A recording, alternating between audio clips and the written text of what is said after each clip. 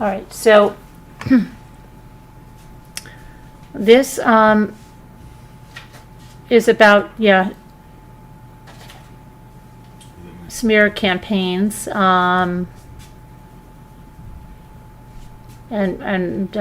what happens here on, we've seen it on YouTube, but this maybe to a degree that people haven't or are not aware. So this is attorneys for Blake Lively versus Wayfarer Studios LLC, a California limited liability, Justin Baldoni, an individual, Jamie Heath, an individual, Steve Sarowitz, an individual, Melissa Nathan, an individual, the agency group PR LLC. Now, please pay close attention to this. Agency group PR LLC. Because what does that group do? When do you need the agency group PR LLC?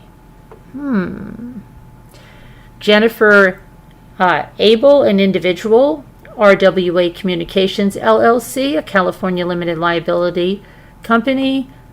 Jed Wallace, an individual, Street Relations, another company, right? What do all these little companies do here? So on January 4th of 2024, prior to resuming filming It Ends With Us, who's watched? I haven't watched It Ends With Us. I believe my daughter watches this. Following guild strikes, an all-hands meeting was convened to address the hostile work environment that had nearly derailed production of the film. The attendees of the meeting included Justin Baldoni, who was the co-chairman and co-founder of Wayfarer Studios, the owner of the film, as well as the director, executive producer, and actor in the lead role of Ryle Kincaid. So Justin Baldoni, it's like, I'm not just the hair club president, I'm also a member, right? He's not just an actor in the lead role. No, he's the owner of the film, as well as the director and the executive producer. Jamie Heath, the chief executive, officer of Wayfarer, and producer of the film. Ange Giannetti, the film's representative for its distributor Sony Pictures Entertainment. Alex Sachs, a producer of the film. Todd Black, a producer on the film. Blake Lively, who played the role of Lily Bloom in the film. Ms. Lively also had the agreed-upon right to have a representative present. She chose her husband. She's married to Ryan Reynolds, right? Ms. Lively also had the agreed-upon representative, chose her husband, given that the meeting was about repeated sexual harassment and other disturbing behavior by Mr. Baldoni and Mr. Heath. As discussed in detail below, Ms. Lively was forced to address concerns about Mr. Baldoni and Mr. Heath's misconduct with them directly, and began doing so months before filming began. The concerns she raised were not only for herself, but for the other female cast and crew, some of whom had also spoken up. The January 4th meeting occurred only after Wayfarer had rebuffed Ms. Lively's efforts repeatedly. During the January 4th meeting, the parties discussed in detail the inappropriate conduct that Ms. Lively, her employees, and other cast and crew experienced at the hands of Mr. Baldoni and Mr. Heath. After the list below was reviewed and discussed in its entirety, all parties present agreed that the outlined conduct would stop, right? 1. No more showing nude videos or images of women, including the producer's wife. What?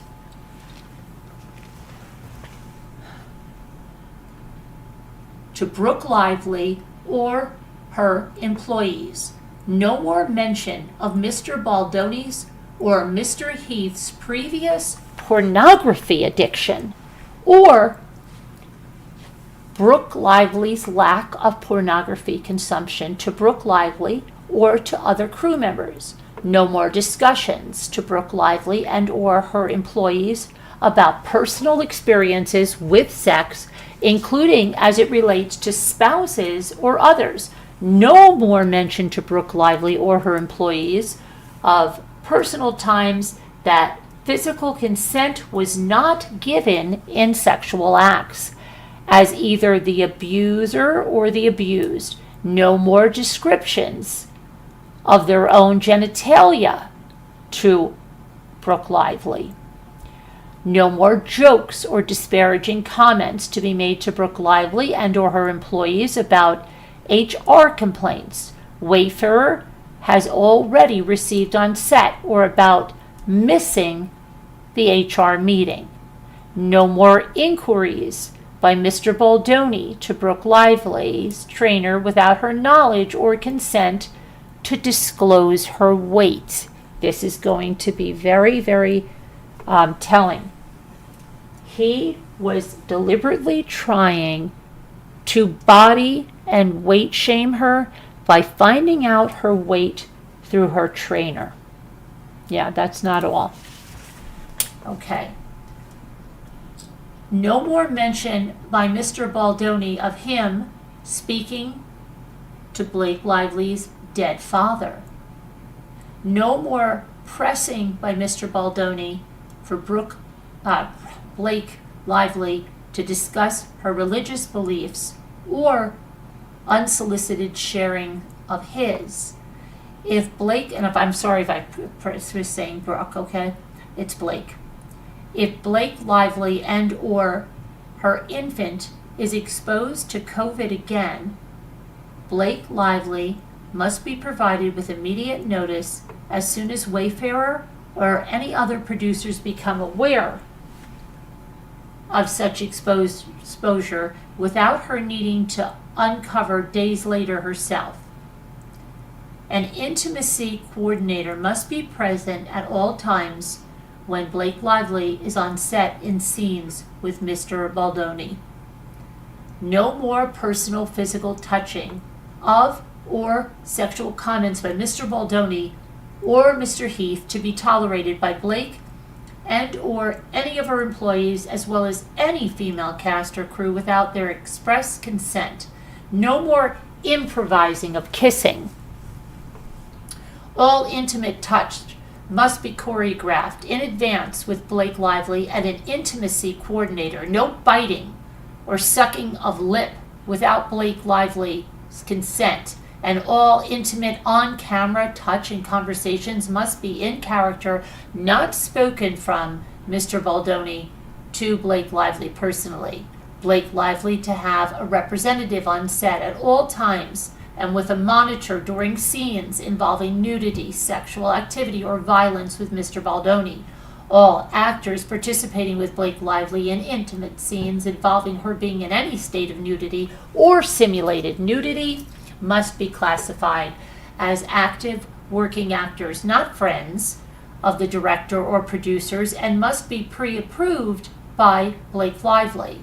No more filming of any Blake Lively nudity without a fully executed SAG-compliant nudity rider in place. Any such footage already shot without this rider in place and in direct violation of SAG requirements may not be used without Blake Lively and her legal representative's prior written consent.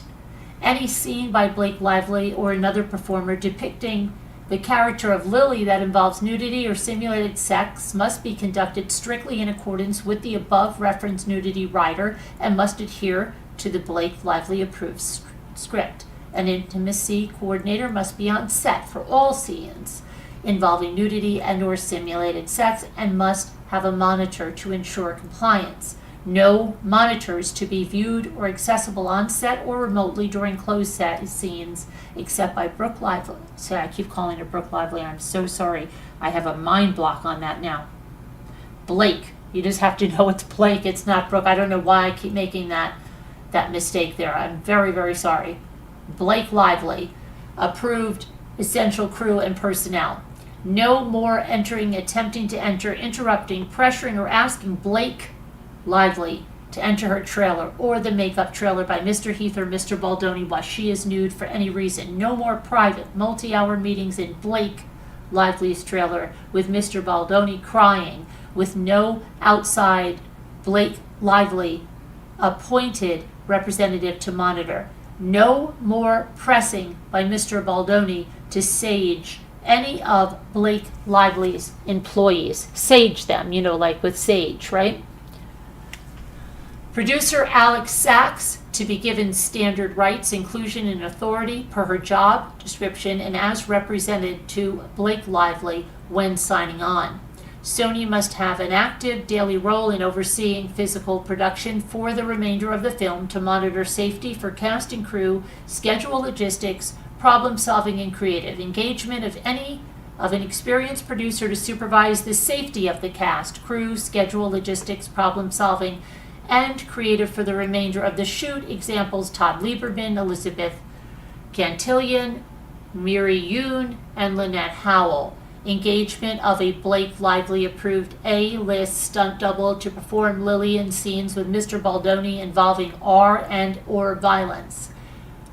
Blake Lively to perform only close-up work or work from a Blake Lively pre-approved shot list in scenes with Mr. Baldoni involving sexual violence. No more adding of sex scenes, oral sex, or on-camera climaxing by Blake Lively outside of the scope of the script.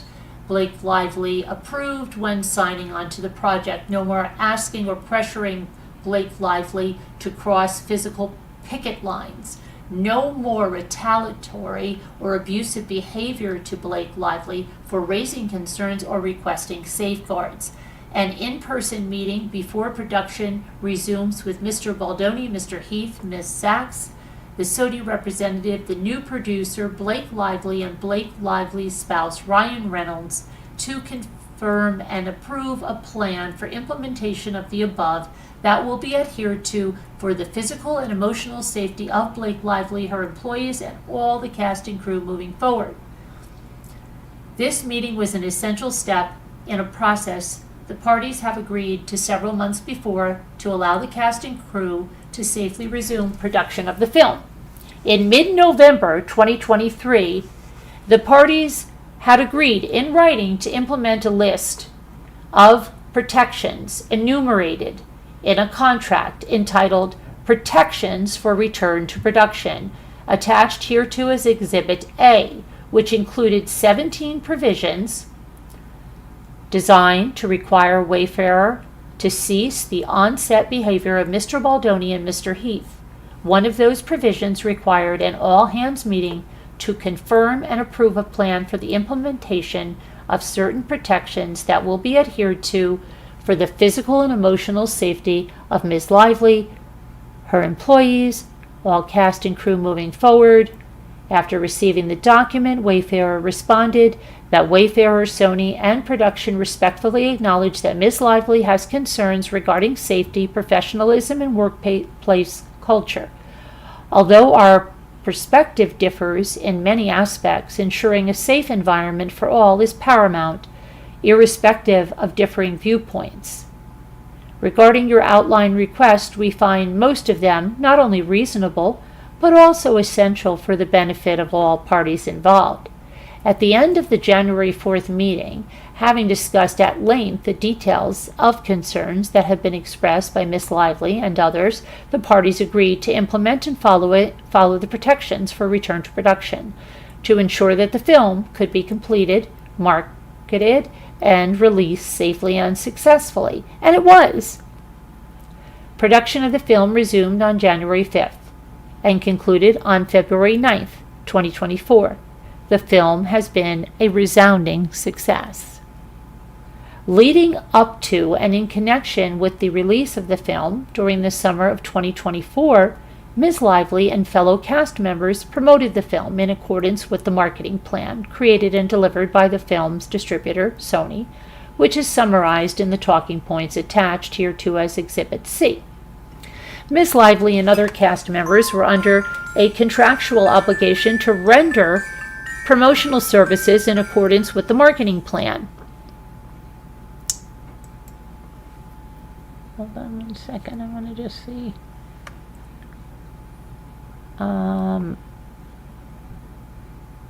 What was that?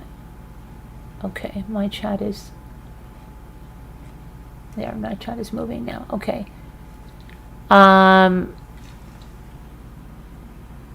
It's people coming together to protect. What is this?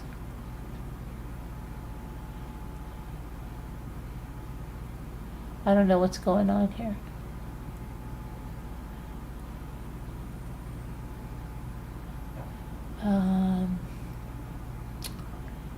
I just want to see if something's up here. The frightening thing, UHP says, in all this is because of social media, we won't get a front row seat. Because of social media, wants to get a front row seat to just how many crazy people are running around. At this point, take AI over real people 10 times out. I don't look back, that's just scary. What is a limited liability company, Joanne? It protects their personal assets.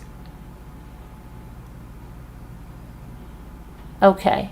You okay, Painted Black? Everything all right here? Okay. So just stay with me on this, all right? I'm telling you, you're going to want to learn about this if you haven't already. So, because this also goes back to Johnny Depp, okay? And you might not... I was team Johnny Depp. But we may have to face some reality here of what really happened. Okay?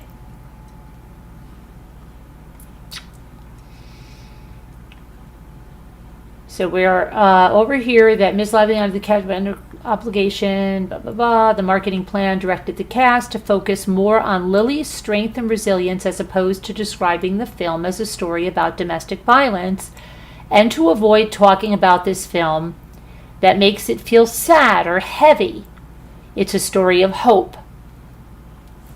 In the days leading up to the film's release, Mr. Baldoni abruptly pivoted away from the film's marketing plan and the types of publicity activities in which he had previously participated.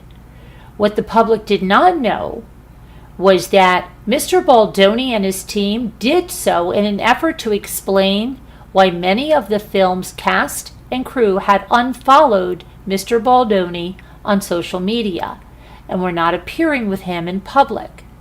To that end, he and his team used domestic violence survivor content to protect his public image, as described in further detail below.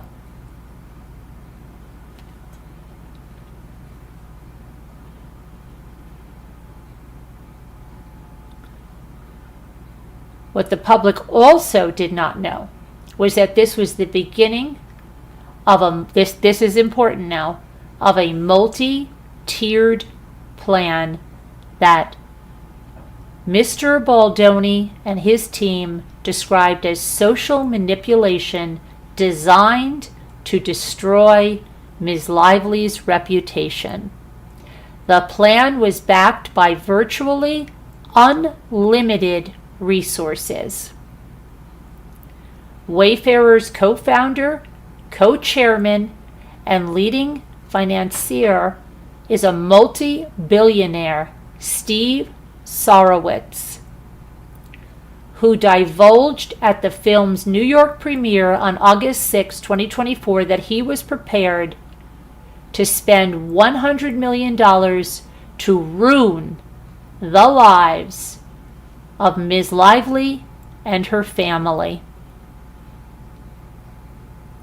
With that backing, Mr. Baldoni and his Wayfarer associates embarked on a sophisticated press and digital plan in retaliation for Ms. Lively exercising her legally protected right to speak up about their misconduct on the set, with the additional objective of intimidating her and anyone else from revealing in public what actually occurred. Okay? You understand what they're doing now? To cover up their behavior, to discredit Blake Lively and anything she says, they had the backing from this Steve Sorowitz, who said at the premiere that he was prepared to invest $100 million in order to ruin the lives of Blake Lively and her family,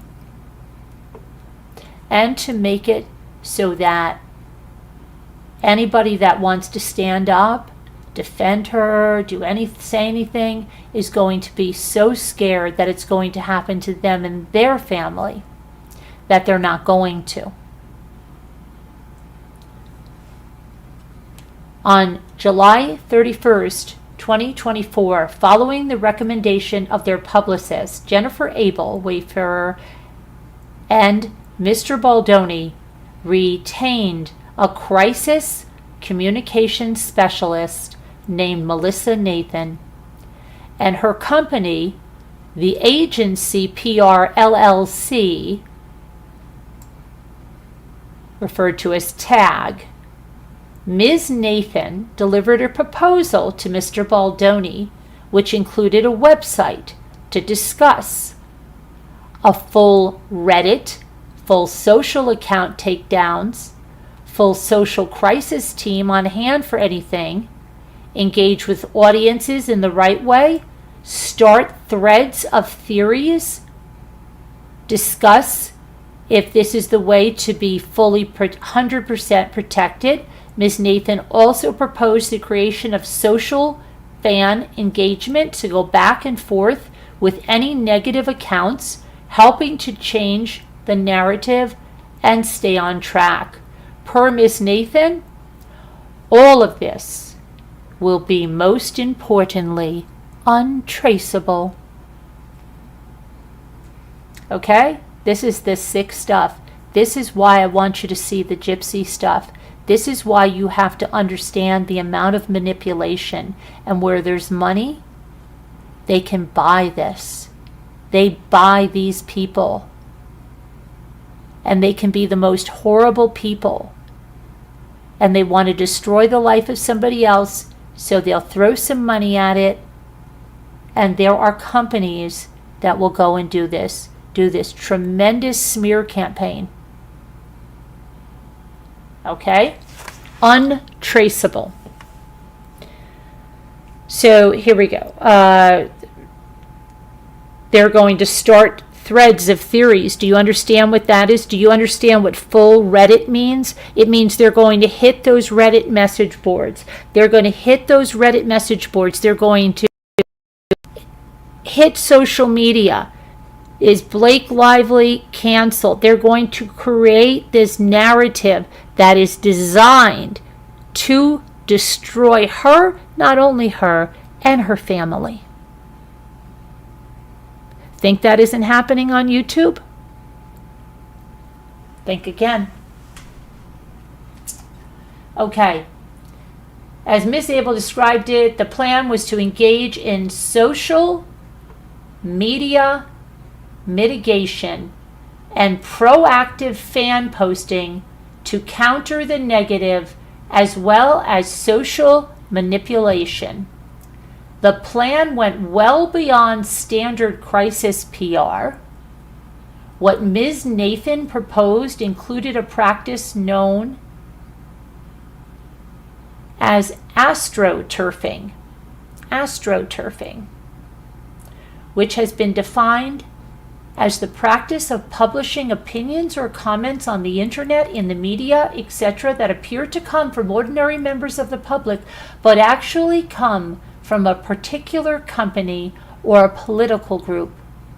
Wasn't there, follow me on this one, wasn't there a long time ago, a few years ago, There was a forum, I believe it was for animators or writers, I mean, just on YouTube or something. And the one girl was really, really, really popular on YouTube. They didn't even have TikTok back then.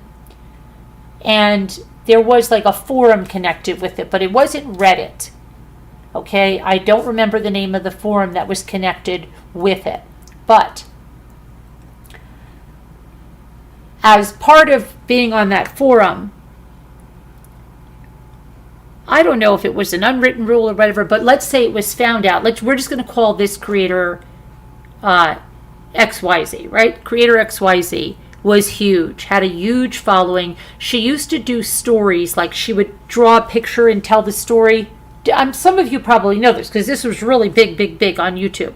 They made multiple videos like, is she gone? Is she canceled? You know, all of that stuff.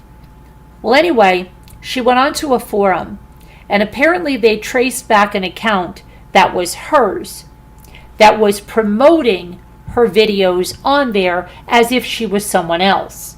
Now that was a no-no. It seems tame, right, compared to what's going on here, right? But that blew up on YouTube. I know some of you have to know who this is, okay? I forget what community this was. It was something about drawing, graphics.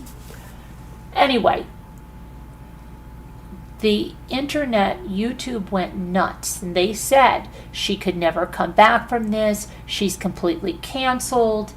It was over the top. But you look at something like that, and now you look at this. Whatever was done there, that wasn't done with money. That was done with one person and the backlash. But here, this is being done with tremendous amounts of money to destroy someone. To destroy someone. Why? Because they have legitimate problems with the way they were treated, and this is their way of their crisis management. Scary. This is scary stuff. And it's going to make you really put your critical thinking to work and to think about people you hear these negative things about and wonder if there's an ulterior motive. Right? Okay, astroturfing. So they seem to come from ordinary members of the public, but actually they come from a particular company or a political group. On August 2nd of 2024, TAG circulated a scenario planning document to Mr. Baldoni, Mr. Heath, and others, which described preparations and strategy should Ms. Lively and her team make her grievances public. The scenario planning document, which is attached as Exhibit D, to get ahead of this narrative. Ms. Nathan's plan proposed strategies to advance misleading counter-narratives, including pushing Nathan's narrative that Ms. Lively had less than favorable reputation. Wow. Proposing to explore planting stories about the weaponization of feminism, and misleadingly blaming Ms. Lively for production members' job losses. So here is a text message here. This is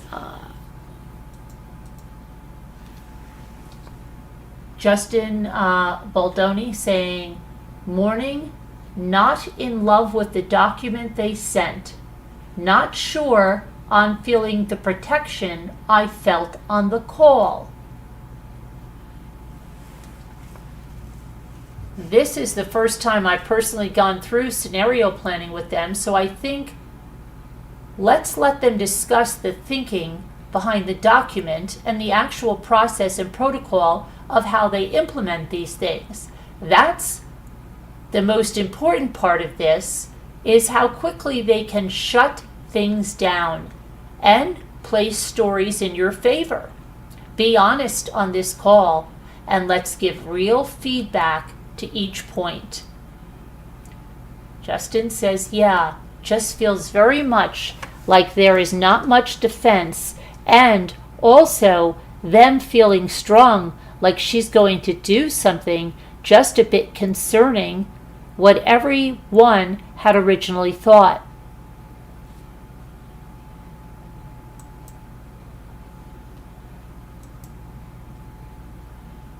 Hold on, I have to make this a little smaller here. Okay. Initially, Mr. Baldoni expressed concerns that TAG's written plan was insufficiently aggressive to protect him. Writing to Mr. Heath and Ms. Abel, he said that he was not in love with the document they sent. And this is exactly what I just read to you, okay? Later that day, Ms. Abel and Ms. Nathan exchanged the following text messages expressing that Mr. Baldoni wants to feel like Ms. Lively can be buried. Ms. Abel and Ms. Nathan agreed that of course they would do just that, but could not say so in writing. Can't say so in writing, you do say. Right? You don't say, absolutely, you don't say, all right? Interesting. We can't write it down to him. We can't write, we will destroy her. Imagine if a document saying all the things that he wants ends up in the wrong hands. Imagine that. Maybe you shouldn't be doing any of this crap, right?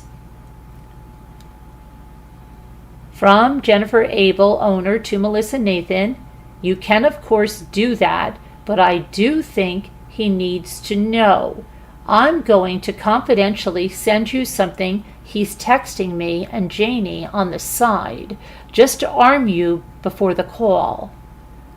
I think you guys need to be tough and show the strength of what you guys can do in these scenarios. He wants to feel like she can be buried. Nice. Okay. Of course, said Melissa to Jennifer, but you know when we send over documents, we can't send over the work we will or could do, because that could get us in a lot of trouble. You don't say, Melissa. And again from Melissa to Jennifer, we can't write it down to him. We can't write, we will destroy her. We will go to this, we will go do this, we will do this, we will do this. Again from Melissa, he has to look at it as an information document for us to be armed with. That's all. Imagine if a document saying all those things that he wants ends up in the wrong hands. Ms. Nathan followed this by assuring Ms. Abel, you know, we can bury anyone, but I can't write that to him. Again, from Melissa to Jennifer, right? That's that thing again, we can bury anyone. A few days later, on August 5th of 2024, Mr. Baldoni set the narrative for the social media campaign, sending Ms. Abel a screenshot of a thread on X that had accused another female celebrity of bullying women. Mr. Baldoni stated, this is what we would need.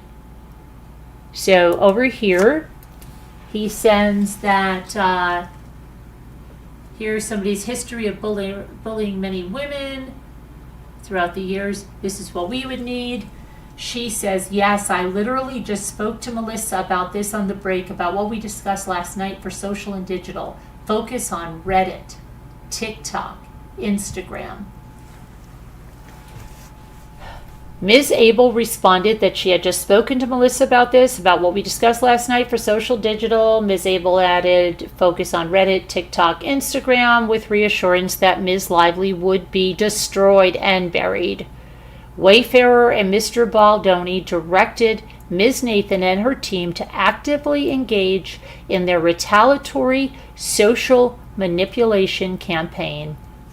In the weeks and months that followed, with the direction and approval of Wayfarer and Mr. Baldoni, the team engaged in a sophisticated, coordinated, and well-financed retaliation plan. The retaliation campaign relied on more than just publicists and crisis managers spinning stories. They also retained subcontractors, including a Texas-based contractor named Jeb Wallace, who weaponized a digital army around the country from New York to Los Angeles to create seed and promote content that appeared to be authentic on social media platforms and internet chat forums. The Baldoni Wayfarer team would then feed pieces of this manufactured content to unwitting reporters, making content go viral in order to influence the public opinion and thereby cause an organic pile-on, a dog pile, right, against Miss Lively. To safeguard against the risk of Ms. Lively ever revealing the truth about Mr. Baldoni, the Baldoni Wayfarer team created, planted, amplified, and boosted content designed to eviscerate Ms. Lively's credibility. They engaged in the same techniques to bolster Mr. Baldoni's credibility and suppress any negative content about him. On August 10th, the day after the release of the film, Ms. Nathan's team reported that they had just started to see shift on social, due largely to Jed and his team's efforts to shift the narrative against Miss Lively. So here's from Jennifer. Hi, team. So far, extremely limited pickup on Daily Mail or Page 6. We'll continue to keep an eye out and send pieces as needed, but so far, it's been steady coverage on pure speculation. We've also started to see a shift on social, due largely to Jed and his team's efforts to shift the narrative towards shining a spotlight on Blake and Ryan. And we'll continue to send links and screenshots, but wanted to send an update in the meantime. The same day, Ms. Nathan noted that as part of this shift, the majority of socials are so pro-Justin that I don't even agree with half of them, LOL. Melissa to Jennifer, the majority of that's what she says again. Okay. Ms. Nathan then bragged to Ms. Abel that Mr. Baldoni doesn't realize how lucky he is right now, by which they were referring to their successful efforts to shut down stories that would have revealed how Mr. Baldoni's behavior, including sexual connotations on set, had made cast and crew beyond Ms. Lively uncomfortable. So these very women are working to mislead and to protect a man who was abusive. Isn't that interesting? Isn't that interesting? From Melissa to Jennifer, he doesn't realize how lucky he is, that one. And then from Melissa to Jennifer, the whispering in the ear, the sexual connotations like Jesus, I'm not going to say that, and other members feeling uncomfortable watching it. I mean, there is just so much.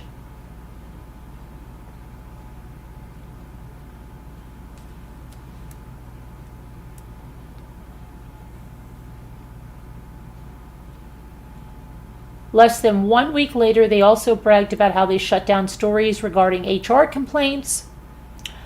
On August 15th, Melissa Nathan remarked that this went so well, it was genius. So, okay, we have the 4 majors standing down on HR complaint. Jen, this went so well. I'm effing dying. I have to call you later in a bit and let you know how this went. It was genius. So, okay, we have the 4 majors standing down. Okay. On August 16th, Ms. Nathan circulated a Daily Mail article entitled String of Hard-to-Watch Videos That Have Surfaced Following Tone-Deaf Question and Answer to Promote It Ends With Us Could Tarnish 36-year-old star's golden Hollywood image for good. To which Miss Abel responded, wow, you really outdid yourself with this piece. And Ms. Nathan replied, that's why you hired me. I'm the best. You know, I have to say to you guys, this is some sick, sick stuff. But it happens. Building your online business? Sorry, I had to move my thing. It happens without these PR teams. Go to Wix.com and set up your store. There are sick people that try to spin a narrative to make something look like it happened that didn't happen. And I told you guys when I showed you guys a while ago of what was done to my deceased son to make a certain thing appear that happened. And they went and they created profiles where they said they were friends with my daughter. I showed you this, right? And that my daughter said XYZ to them. And those profiles were all fake. Wasn't true. My daughter didn't know any of those people. But they went in there and they posted on that Hell to the No channel to try to create a narrative of how my son died. And if you don't think that's sick, twisted, disgusting, then I don't know what.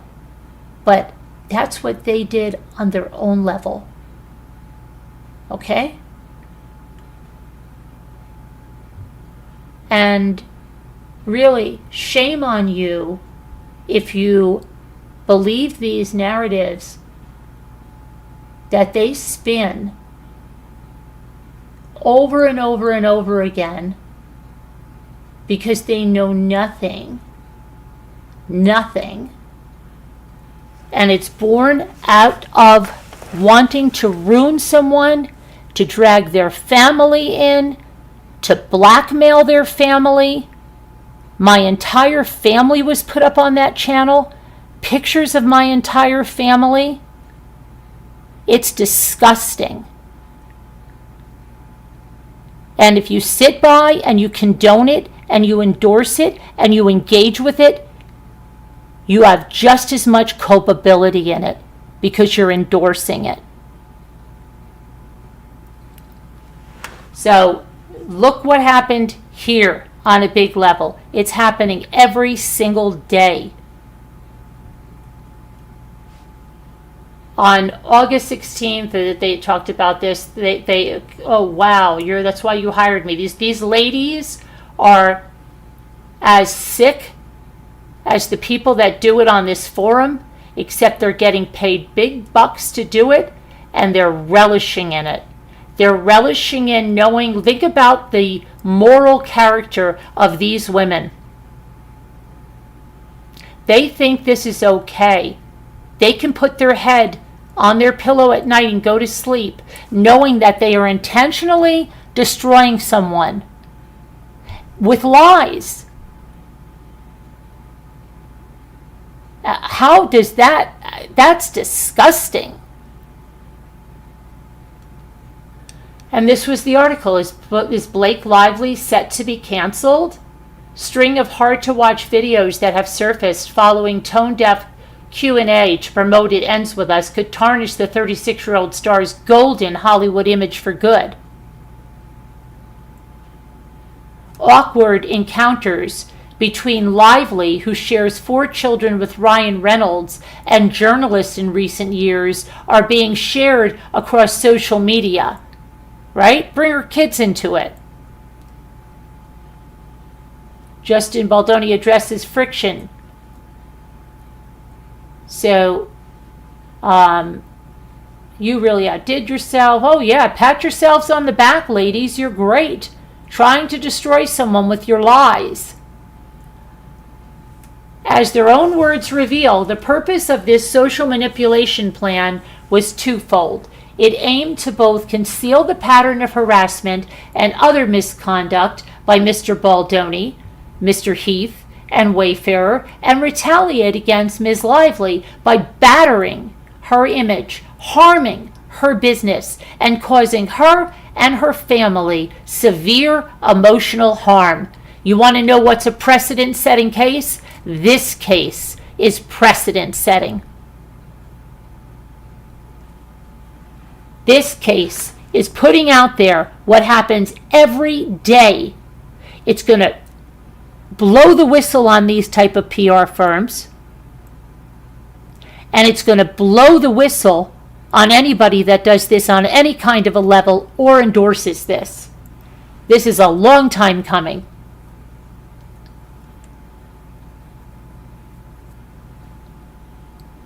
By battering her image, harming her business, and causing her and her family severe emotional harm. And hopefully, Miss Lively will embrace others that this was done to, and help them, and help people that don't have the benefit of the millions of dollars that they have, because that money helped them get things and subpoena things that were needed, that cost hundreds of thousands of dollars. So this is absolutely precedent setting.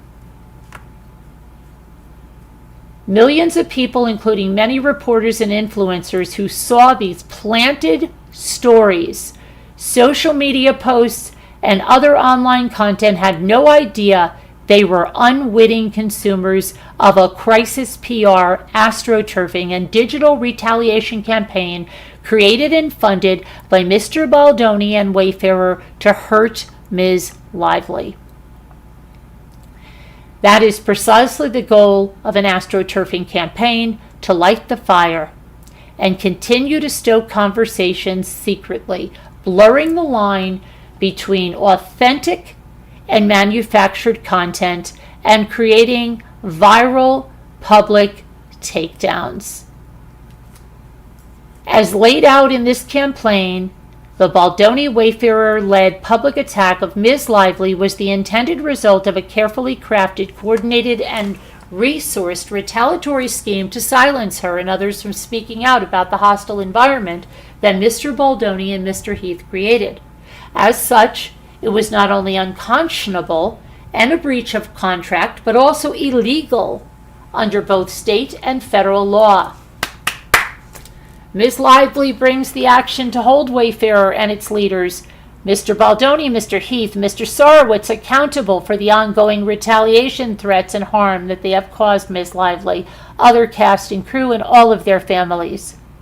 No one deserves this. Okay?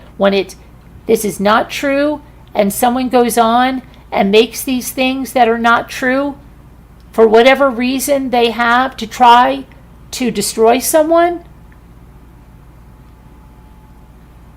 right?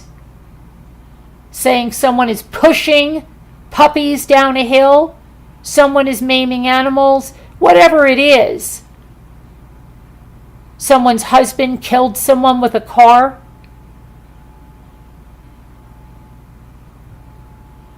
Right? Someone's lying about how their son died. All of this stuff that is just designed to destroy someone. I love it. I love this case because she had the resources and the financial backing she needed to blow this up.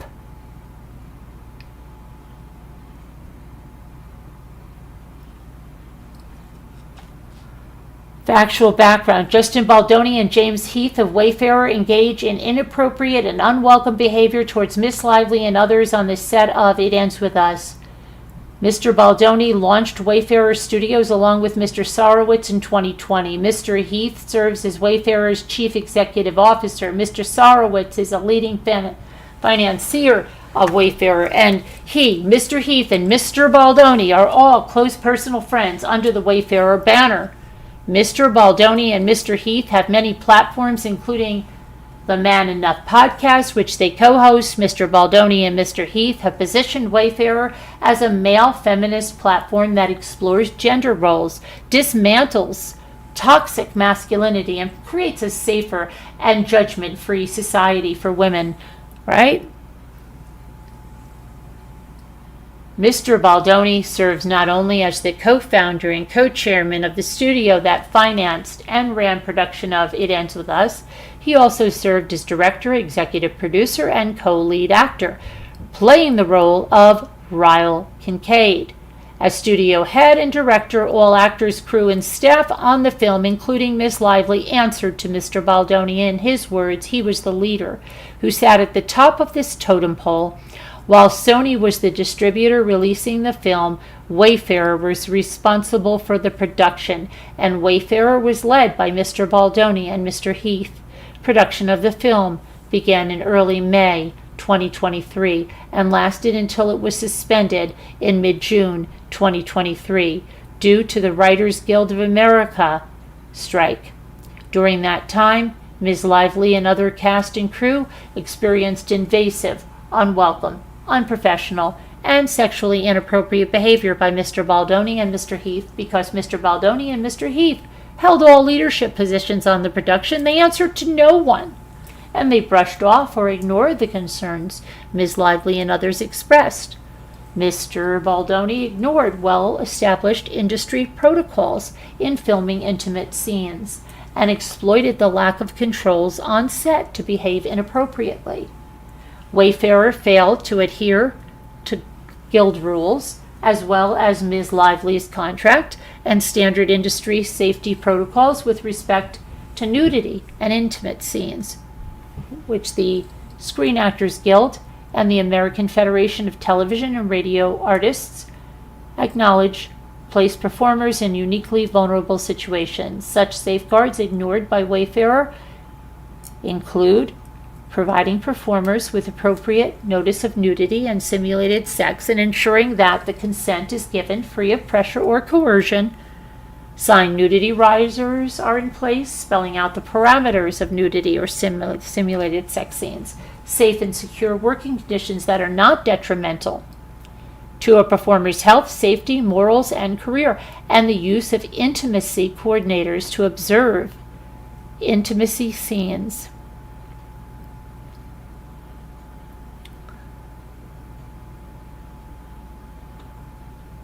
Without these protections in place, Mr. Baldoni improvised physical intimacy that had not been rehearsed, choreographed, or discussed with Ms. Lively, with no intimacy coordinator involved. For instance, Mr. Baldoni discreetly bit and sucked on Ms. Lively's lower lip during a scene in which he improvised numerous kisses on each take. Mr. Baldoni insisted on shooting the full scene over and over again, well beyond what would have been required on an ordinary set and without advance notice or consent. On another occasion, Mr. Baldoni and Ms. Lively were filming a slow dance scene for a montage in which no sound was recorded. Mr. Baldoni chose to let the camera roll and have them perform the scene, but did not act in character as Ryle. Instead, he spoke to Ms. Lively out of character as himself. At one point, he leaned forward and slowly dragged his lips from her ear and down her neck, and he said, "It smells so good." None of this was remotely in character or based on any dialogue in the script, and nothing needed to be said because, again, there was no sound. Mr. Baldoni was caressing Ms. Lively with his mouth in a way that had nothing to do with their roles. When Ms. Lively later objected to this behavior, Mr. Baldoni's response was, "I'm not even attracted to you." Mr. Baldoni inserted improvised, gratuitous sexual content and or scenes involving nudity into the film, including for an underage character in highly unsettling ways. After Ms. Lively signed onto the movie based on a draft of the script, Mr. Baldoni, without Ms. Lively's knowledge or consent, personally added graphic content, including a scene in which Ms. Lively was to orgasm on camera. When Ms. Lively objected to these additions, Mr. Baldoni insisted he had added them because he was making the film through the female gaze. Although he agreed to remove the scenes, he made a last-ditch attempt to keep one in which the couple orgasmed together on their wedding night, which he said was important to him because he and his partner climaxed simultaneously during intercourse. Mr. Baldoni then intrusively asked Ms. Lively whether she and her husband climaxed simultaneously during intercourse, which Ms. Lively found invasive and refused to discuss. On the day of shooting, the scene in which Ms. Lively's character gives birth, Mr. Baldoni and Mr. Heath suddenly pressured Ms. Lively to simulate full nudity, despite no mention of nudity for the scene in the script, her contract, or in previous creative discussions. Mr. Baldoni insisted to Ms. Lively that women give birth naked and that his wife had ripped her clothes off during labor. He claimed it was not normal for women to remain in their hospital gowns while giving birth. Ms. Lively disagreed, but felt forced into a compromise that she would be naked from below the chest down. When the birth scene was filmed, the set was chaotic, crowded, and utterly lacking in standard industry protections for filming nude scenes, such as choreographing the scene with an intimacy coordinator, having a signed nudity rider, or simply turning off the monitors so the scene was not broadcast to all crew on set and on their personal phones and iPad.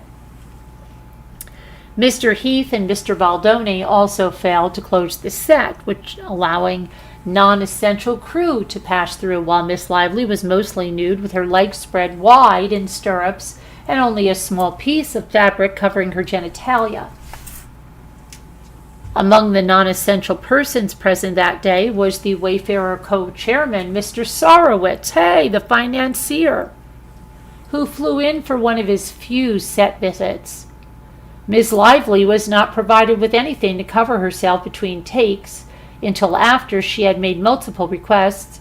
Ms. Lively became even more alarmed when Mr. Baldoni introduced his best friend to play the role of the OBGYN, which ordinarily a small role of this nature would be filled by a local actor. Ms. Lively felt the selection of Mr. Baldoni's friend for this intimate role, in which the actor's face and hands were in close proximity to her nearly nude genitalia for a birth scene, was invasive and humiliating. To add insult to injury, Mr. Heath approached Ms. Lively and her assistant on set and started playing a video of a fully nude woman with her legs spread apart. Ms. Lively thought he was showing her pornography and stopped him.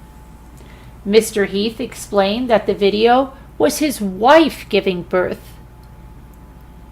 Ms. Lively was alarmed and asked Mr. Heath if his wife knew he was sharing the video, to which he replied, "She isn't weird about this stuff," as if Ms. Lively was weird for not welcoming it.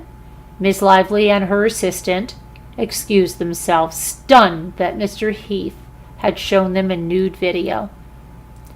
Mr. Baldoni added a detailed scene to the film in which the underage version of Ms. Lively's character, Lily, loses her virginity. In both the book and the script for the film, there was no sex scene. Instead, the details about the moment were left to the audience's imagination, but Mr. Baldoni added in considerable details, including both dialogue between the young Lily and her boyfriend, Atlas, about the loss of her virginity, as well as a simulated sex scene in which Mr. Baldoni filmed and included in his initial cut of the film a close-up of young Lily's face accompanied by an audible gasp at the moment of penetration. Ms. Lively was informed that when this scene was shot, after Mr. Baldoni called cut, he walked over to the actors and said, "I know I'm not supposed to say this, but that was hot." What a creep. And did you two practice this before? Ew, gross. Mr. Baldoni and Mr. Heath discussed their personal sexual experiences and previous porn addiction and tried to pressure Ms. Lively to reveal details about her intimate life. During a car ride with Ms. Lively, her assistant and driver, Mr. Baldoni claimed to Ms. Lively that he had been sexually abused by a former girlfriend, which he has since shared publicly. At the end of this story, Mr. Baldoni shared that it has caused him to re-examine his past. He then said, "Did I always ask for consent? No. Did I always listen when they said no? No." Mr. Baldoni claimed this was an example of how we all have things from which we can learn and grow. Ms. Lively was unsettled by Mr. Baldoni's suggestion that he had engaged in sexual conduct without consent. When Ms. Lively exited the car, her driver immediately remarked that he did not want Ms. Lively to be alone, her driver, with Mr. Baldoni going forward. On the first day of production, Mr. Baldoni and Mr. Heath described their past sexual relationships to Ms. Lively, including that one of them used to hook up with a woman. Mr. Baldoni said that he had decided the woman wasn't the one, so then Mr. Heath had gotten together with her. Ms. Lively found the description of passing along a woman to be disrespectful and disturbing. Mr. Baldoni and Mr. Heath often spoke of their previous pornography addiction. Mr. Baldoni would often reference pornography to Ms. Lively, hoping to shut the subject down. She said to him privately she had never seen it.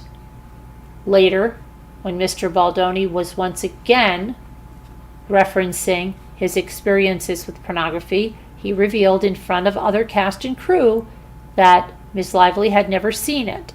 It was an incredible invasion of her privacy to discuss any aspect of her intimate life with the cast and crew, much less reveal something that she had only told Mr. Baldoni to try to get him to stop talking about the subject with her. Mr. Baldoni engaged in other behaviors that were shocking and emotionally distressing. For example, he claimed he could speak to the dead and on several occasions told her that he had spoken to her dead father. Oh boy.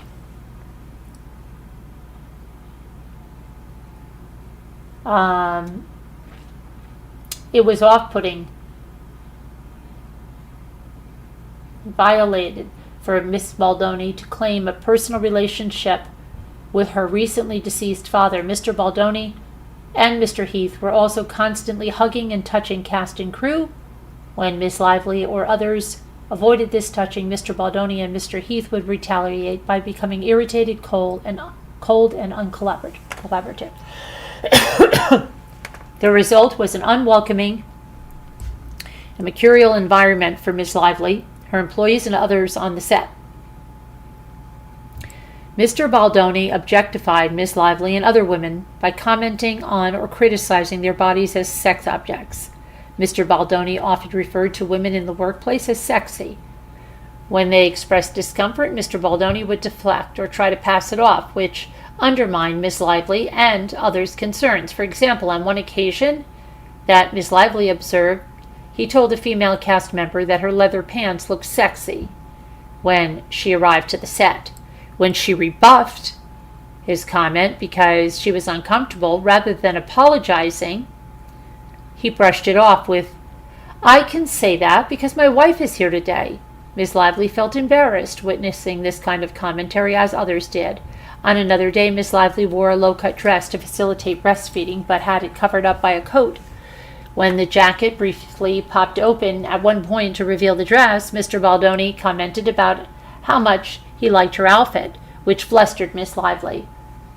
Later that day, Mr. Baldoni pressured Miss Lively, who in her pre-approved wardrobe, to remove her coat in front of the crew and multiple background actors in a packed bar. He said he wanted to see her onesie under the coat because it was zipped low to reveal her lace bra. Consistent with past practice, he said, "I think you look sexy," in a tone that made her feel oogled and exposed. With other female cast present, she said, "That's not what I'm going for. He bristled and replied, I'm sorry, hot. Deeply uncomfortable, Ms. Lively said, not that either. Mr. Baldoni replied sarcastically, I guess I missed the HR meeting, and walked away. Another woman on the production spoke to Ms. Lively afterward to offer empathy and to share her own experiences with Mr. Baldoni, commenting about her in sexual terms. As a result of Mr. Baldoni's behavior, on May 29th of 2023, another cast member lodged a sexual harassment complaint about Mr. Baldoni's gross and unwanted comments towards her and others. While on the one hand, Mr. Baldoni was objectifying Ms. Lively as a sex object, on the other hand, he went out of his way to message criticisms of her age and weight, neither of which she could change during filming. On the second day of filming, for example, Mr. Baldoni made the rest of the cast and crew wait for hours while he cried in Ms. Lively's dressing room, claiming social media commenters were saying that Ms. Lively looked old and unattractive based on paparazzi photos from the set. She tried to reassure him that she should look authentic in the scenes depicted in the photos, which were just after her character had been abused by her fictional husband rather than hot, and Mr. Baldoni, however, appeared focused on Ms. Lively's sexual appeal above all else. His lengthy outburst caused a delay in shooting, forcing an emotional scene to be shot haphazardly. To make matters worse, when Ms. Lively tried to have a meeting with Mr. Heath and the other producers to discuss Mr. Baldoni's unprofessional behavior described above, that meeting turned into yet another violation. Rather than an ordinary meeting, time and place, Mr. Heath arrived unannounced at Ms. Lively's hair and makeup trailer while she was topless and having body makeup removed by makeup artists. Ms. Lively told Mr. Heath that she was almost done and they could meet when she was clothed. Mr. Heath, however, insisted that if she didn't allow him into her trailer to speak to him at that moment, that there would be no meeting with the other producers. Ms. Lively reluctantly agreed, but asked that Mr. Heath keep his back turned. A few minutes into the conversation, Ms. Lively noticed that Mr. Heath was staring directly at her while she was topless. When she called him out, Mr. Heath brushed it off as a habit of wanting to look at a person while speaking to them. Ms. Lively and her hair and makeup artist were all deeply disturbed by this interaction on just the second day of filming. Throughout filming, Mr. Baldoni and Mr. Heath invaded Ms. Lively's privacy, entering her makeup trailer uninvited while she was undressed, including when she was breastfeeding her infant child. Ms. Lively often had to work while breastfeeding, which she felt comfortable doing so as long as she was given the time and space to cover herself. She did this frequently because she was not given breaks to feed her baby, but Ms. Lively did not expect or consent to anyone entering her private spaces while topless, exposed, and vulnerable with her newborn, or during makeup application or removal. Mr. Baldoni and Mr. Heath both showed a shocking lack of boundaries by invading her personal space when she was undressed and vulnerable. Hi, snow remover.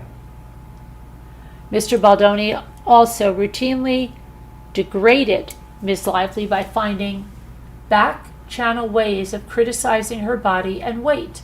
A few weeks before filming began, and less than 4 months after Ms. Lively had given birth to her fourth child, Ms. Lively was humiliated to learn that Mr. Baldoni secretly called her fitness trainer without her knowledge or permission and implied that he wanted her to lose weight in 2 weeks. Mr. Baldoni told the trainer that he had asked because he was concerned about having to pick Ms. Lively up in a scene for the movie, but there was no such scene.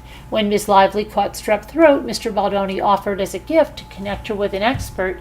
He had a retainer on to help her with probiotics and to combat the sickness. When Ms. Lively went to fill out the privacy forms, she saw the expert was not what Mr. Baldoni had represented her to be, but she instead was a weight loss specialist.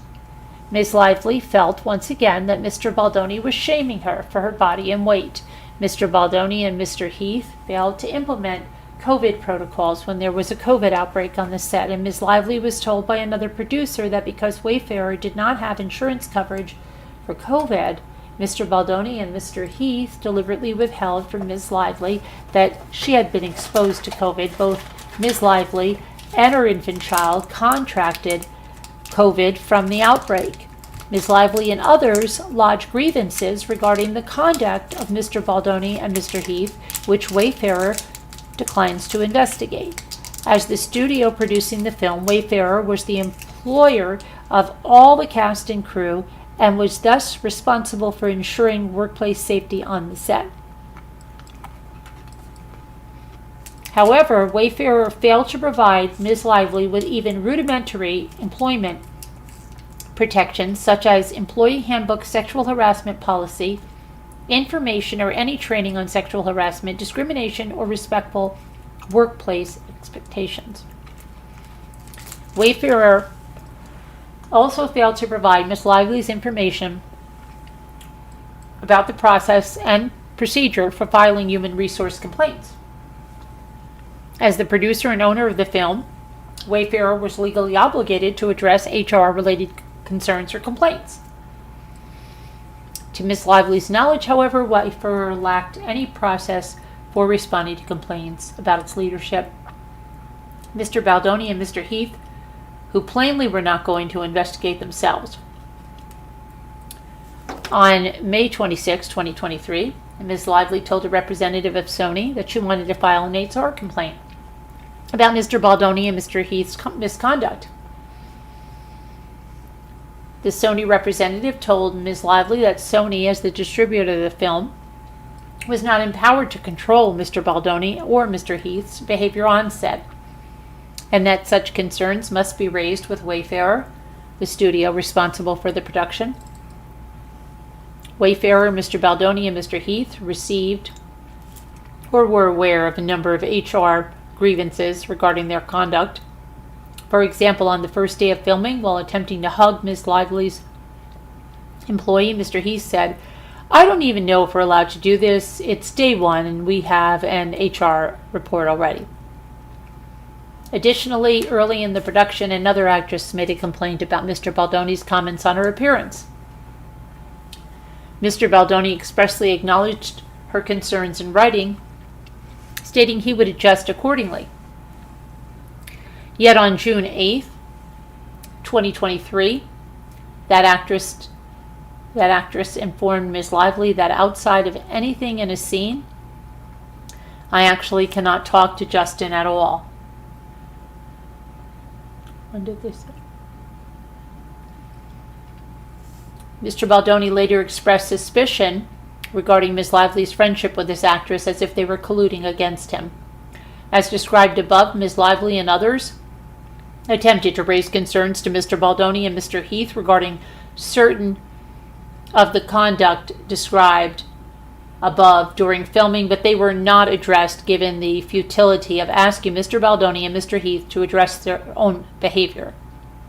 After unsuccessfully attempting to raise concerns with Sony, Ms. Lively expressly told Mr. Baldoni and Mr. Heath that there were serious HR problems on the set, and Mr. Heath responded that they knew, implying that someone had mentioned to them that Ms. Lively had raised concerns. In response, Mr. Heath told Ms. Lively that he thought she had wanted to see the nude video of his wife. In the same conversation, when Ms. Lively expressed her upset, Mr. Heath and Mr. Baldoni had hidden the fact that she had been exposed to COVID outbreak on the set, from which she and her infant contracted COVID. Instead of acknowledging responsibility and committing to safety moving forward, they expressed upset over production days missed and resulting costs. Despite receiving multiple detailed reports by Ms. Lively and others about Mr. Baldoni and Mr. Heath's misconduct, Wayfarer failed to investigate those reports or to otherwise institute precautions for the cast. This is so even though the incidents discussed above, among others, did not take place in isolation, and many, if not all, were witnessed by others. By these and other behaviors, Mr. Baldoni, Mr. Heath, and Wayfarer engaged in harassing conduct and failed their obligations to investigate complaints of workplace harassment, to prevent inappropriate and harassing behaviors on set, and to provide avenues for cast and crew members to safely raise concerns to neutral parties so they could be investigated and appropriately addressed. On May 2nd, 2023, the Writers Guild of America, made up of two American labor unions representing more than 16,000 writers in film, television, radio, and online media, went on strike in connection with a labor dispute with the Alliance of Motion Picture and Television Producers. The film temporarily halted production in June of 2023 as a result of WGA picketing. On June 15, 2023, Wayfarer and Mr. Baldoni announced that the continued halted production of the film due to the ongoing WGA strike and the lost days experienced from picketing.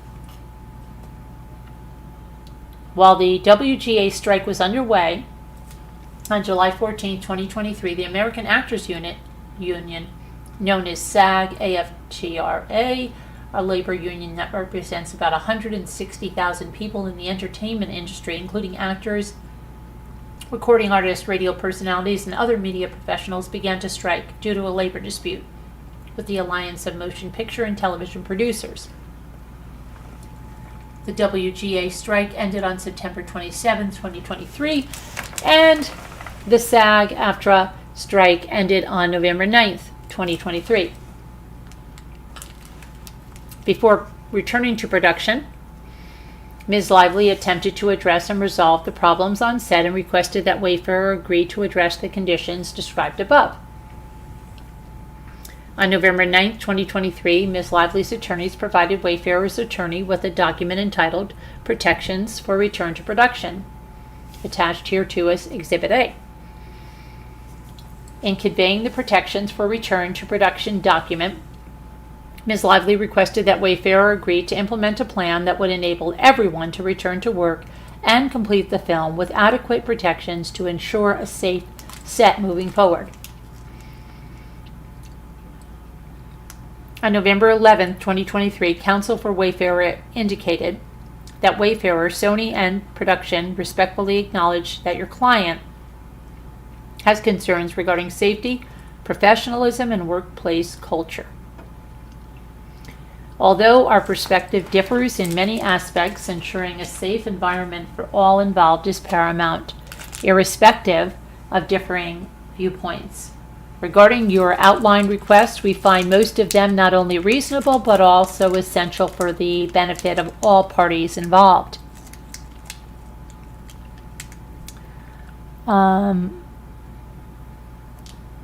November 15, 2023, Wayfarer, through It Ends With Us movie, LLC, agreed to the terms in a contractual rider executed on January 19, 2024, and attached hereto as Exhibit B.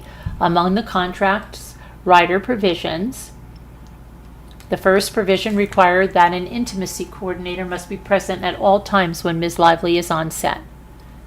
The second provision required that with respect to artist and any and all rehearsal, filming, reviewing of video playback or dailies, and or any other interaction with any scene involving simulated sex, nudity, or partial nudity shall be restricted to those persons with essential business reasons for being present. Essential personnel, as approved by Ms. Lively and Todd Black, as further described in the nudity rider. The third provision required that there be no spontaneous improvising of any scenes involving intimate or sexual physical touching, simulated sex, or nudity with respect to Ms. Lively.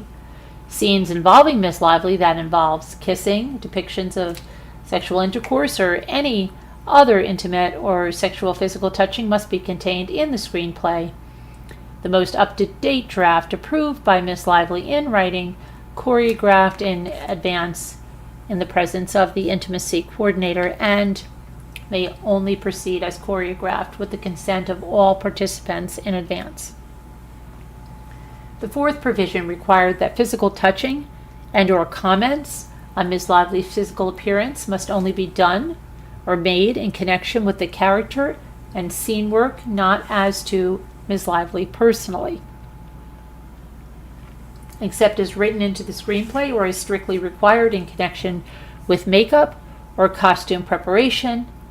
There is to be no physical touching, including hugging, or of Ms. Lively, her on-set personnel, and or her employees. The fifth provision requires that there are to be no discussions with Ms. Lively of personal experiences with sex or nudity, including as it relates to conduct with spouses or others. The sixth provision requires that no one will enter, attempt to enter, interrupt, pressure, or request entrance to Ms. Lively's trailer while she is in a state of undress for any reason. The seventh provision required that there shall be no rehearsal or filming of Ms. Lively, including Ms. Lively's approved body double or any nudity, partial nudity, or simulated sex, except as expressly permitted in accordance with the nudity rider. Any such footage of Ms. Lively or Ms. Lively's body double previously shot without the nudity rider in place may not be used without Ms. Lively and her legal representative's prior written consent. The 10th provision required that there shall be no retaliation of any kind against Ms. Lively for raising concerns about the conduct described in this letter or for these requirements. Any changes in attitude, sarcasm, marginalization, or other negative behavior, either on set or otherwise, including during publicity and promotional work as a result of these requests, is retaliatory and unacceptable, and it will be met with immediate action. The 12th provision required that Wayfarer will engage an additional experienced A-level producer approved by Ms. Lively. Todd Black is hereby approved. The approved producer to actively supervise the production, including monitoring the safety of the cast and crew, ensuring compliance with the schedule, and overseeing logistics, problem solving, and creative issues, provided that the company shall have the right to approve the agreement with the approved producer. The 15th provision required that any rehearsal or shooting involving Miss Lively or any other performer depicting the character of Lily that involves nudity, including partial nudity or simulated sex, must be conducted strictly in accordance with the nudity rider and must adhere to the approved script. The 16th provision provided that any and all day players that participate in any way in scenes with Miss Lively involving nudity, partial nudity, and or simulated sex must be engaged through customary industry talent agencies and not through personal connections of the director and or producer. The 17th provision requires that at Miss Lively's election and all hands in-person meeting before production resumes will include the director, the existing producers, the Sony representative, the approved producer, Ms. Lively, and Ms. Lively's designated representatives to confirm and approve a plan for implementation of the above that will be adhered to for the physical and emotional safety of Ms. Lively, her employees, and all cast and crew moving forward. The all-hands in-person meeting provided for in the contract rider occurred on January 4th, 2024. Before production resumed, as described above, the meeting was attended by Mr. Baldoni, Mr. Heath, producer Alex Sachs, producer Todd Black, and Sony's Angie Giannetti, as well as Ms. Lively and her husband, who attended as Ms. Lively's request as another designated representative as provided for in the contract, given the subject matter of the meeting. At the January 4th, 2024 meeting, the parties discussed a list of 20 examples of the behaviors that gave rise to the contract writer. From her contemporaneous notes, these behaviors are listed in full earlier in the complaint at paragraph 3. Neither Mr. Baldoni nor Mr. Heath denied the veracity of Ms. Lively's examples. Ms. Lively requested that Mr. Baldoni and Mr. Heath agree that such behaviors would no longer take place as memorialized in the language of the rider, and Mr. Baldoni and Mr. Heath agreed. Production of the film resumed on January 5th, 2024, and concluded on February 9th of 2024. In connection with the film's public release, Ms. Lively and the rest of the cast actively promoted the film in accordance with the marketing plan for the film. Wayfarer had embraced and on information and belief had formally approved of this marketing plan. The marketing plan and related talking points expressly required Miss Lively, as well as all other cast and crew, to engage in promotional activities to focus more on her character's strength and resilience as opposed to describing the film as a story about domestic violence. And to avoid talking about this film that makes it feel sad or heavy. It's a story of hope. As detailed above, Ms. Lively and fellow cast members promoted the film in accordance with the talking points and marketing plan during appearances on red carpets, interviews, press junkets, fan events, and pop-up experiences leading up to the film's release. Mr. Baldoni publicly embraced the marketing plan. In early May 2024, Mr. Baldoni appeared at a floral-themed trailer launch event, which included him personally making flower bouquets for influencers, photo opportunity, and film-branded latte art. As late as July 25, 2024, Mr. Baldoni appeared at the pop-up of Lily Bloom's flower shop in Century City, California, where he held a long-stem rose microphone and playfully gave tours of the shop to influencers. In a TikTok interview posted that day, Mr. Baldoni excitedly walks through the pop-up and states that he will be giving tours all day, every day, until August 9th.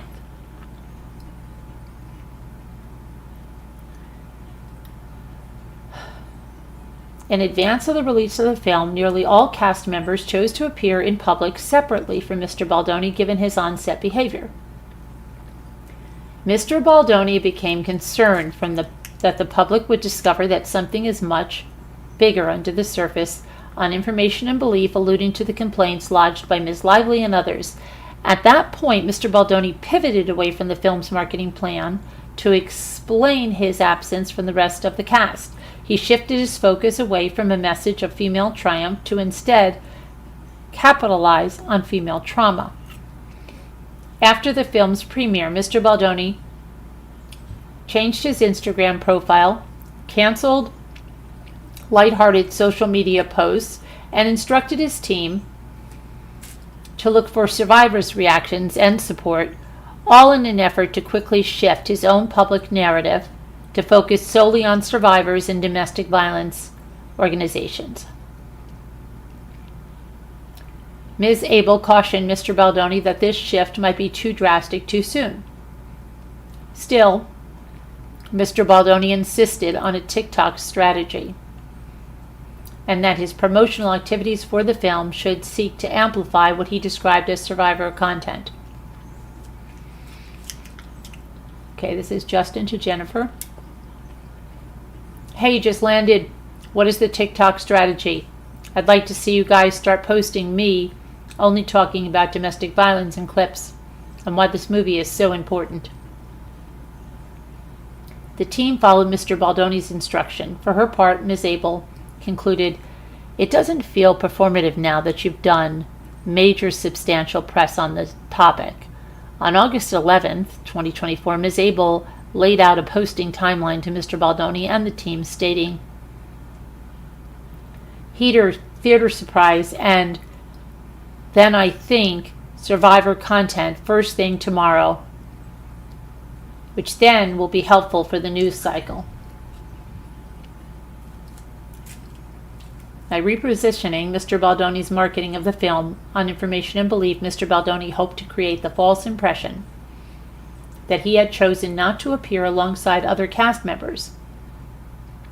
Mr. Baldoni directed his team to share on his public Instagram feed the private messages he had received from survivors sharing their stories of domestic violence with him. Mr. Baldoni's team talked him out of this idea, writing that they do not recommend using private DMs as content. Justin said to Jennifer, "Also, I need you guys to really be in on all the stories I'm tagged in. I think you should let all people DM me so you can see people's reactions to film, and I can be reposting everything. These next 36 hours are crucial, and we need to be on it, looking at everything. finding the most emotional and touching content from survivors supporting this film and reposting. Need you to be finding survivors, sharing their stories and amplifying them on my page and TikTok. Mr. Baldoni went so far as proposing to share a video of a woman's birth moment, but his team talked him out of it, warning that it might be perceived as weird and was too intimate. Still, Mr. Baldoni's team was more than willing to deploy survivor stories and reactions and images to protect Mr. Baldoni's image. Mr. Baldoni and his team formulated a retaliatory plan. Wayfarer knew the details of Miss Lively and others' concerns, the HR complaints raised regarding Mr. Baldoni and Mr. Heath's behavior, Miss Lively's contractual rider, and the January 4th, 2024 meeting to discuss their behavior. In addition, Wayfarer's PR team knew about the claims by Miss Lively and others, as well as the protections rider, as Wayfarer sent the materials to them in November of 2023. As early as May of 2024, Mr. Baldoni and told his team that they needed a plan to get ahead of the claims against him in the event they were to go public. Specifically, Mr. Baldoni wrote, "Just want you guys to have a plan. Please make me feel more at ease." On May 17th, 2024, Mr. Baldoni texted his publicist, Jennifer Abel, that Ms. Lively's husband had blocked him on social media, stating, "We should have a plan for if she does the same when the movie comes out." In June of 2024, a month after Mr. Baldoni's first promotional event for the film, Ms. Lively and others in the cast fulfilled their first publicity obligation for the film without Mr. Baldoni. They did not publicly discuss the misconduct that had occurred on set, nor did they ever suggest to Wayfarer or Mr. Baldoni that they intended to discuss their concerns publicly. Yet on June 20th, 2024, Ms. Abel texted Mr. Heath her concern. "We can't have fans starting to guess why JB is left out of this stuff." Likewise, Mr. Baldoni strategized with his publicist, Ms. Abel, about various ways in which they might cover up or explain away his on-set misconduct. On June 24th, 2024, for example, Mr. Baldoni proposed an offensive move showing his neurodivergence and some of the attributes that come with it, to explain that anything that he had been accused of was social awkwardness and impulsive speech.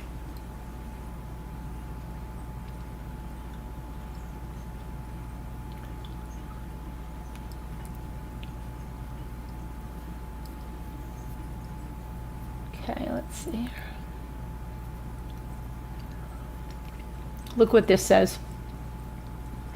In fact, both Ms. Lively and her husband had unfollowed Mr. Baldoni's social media accounts 10 months before.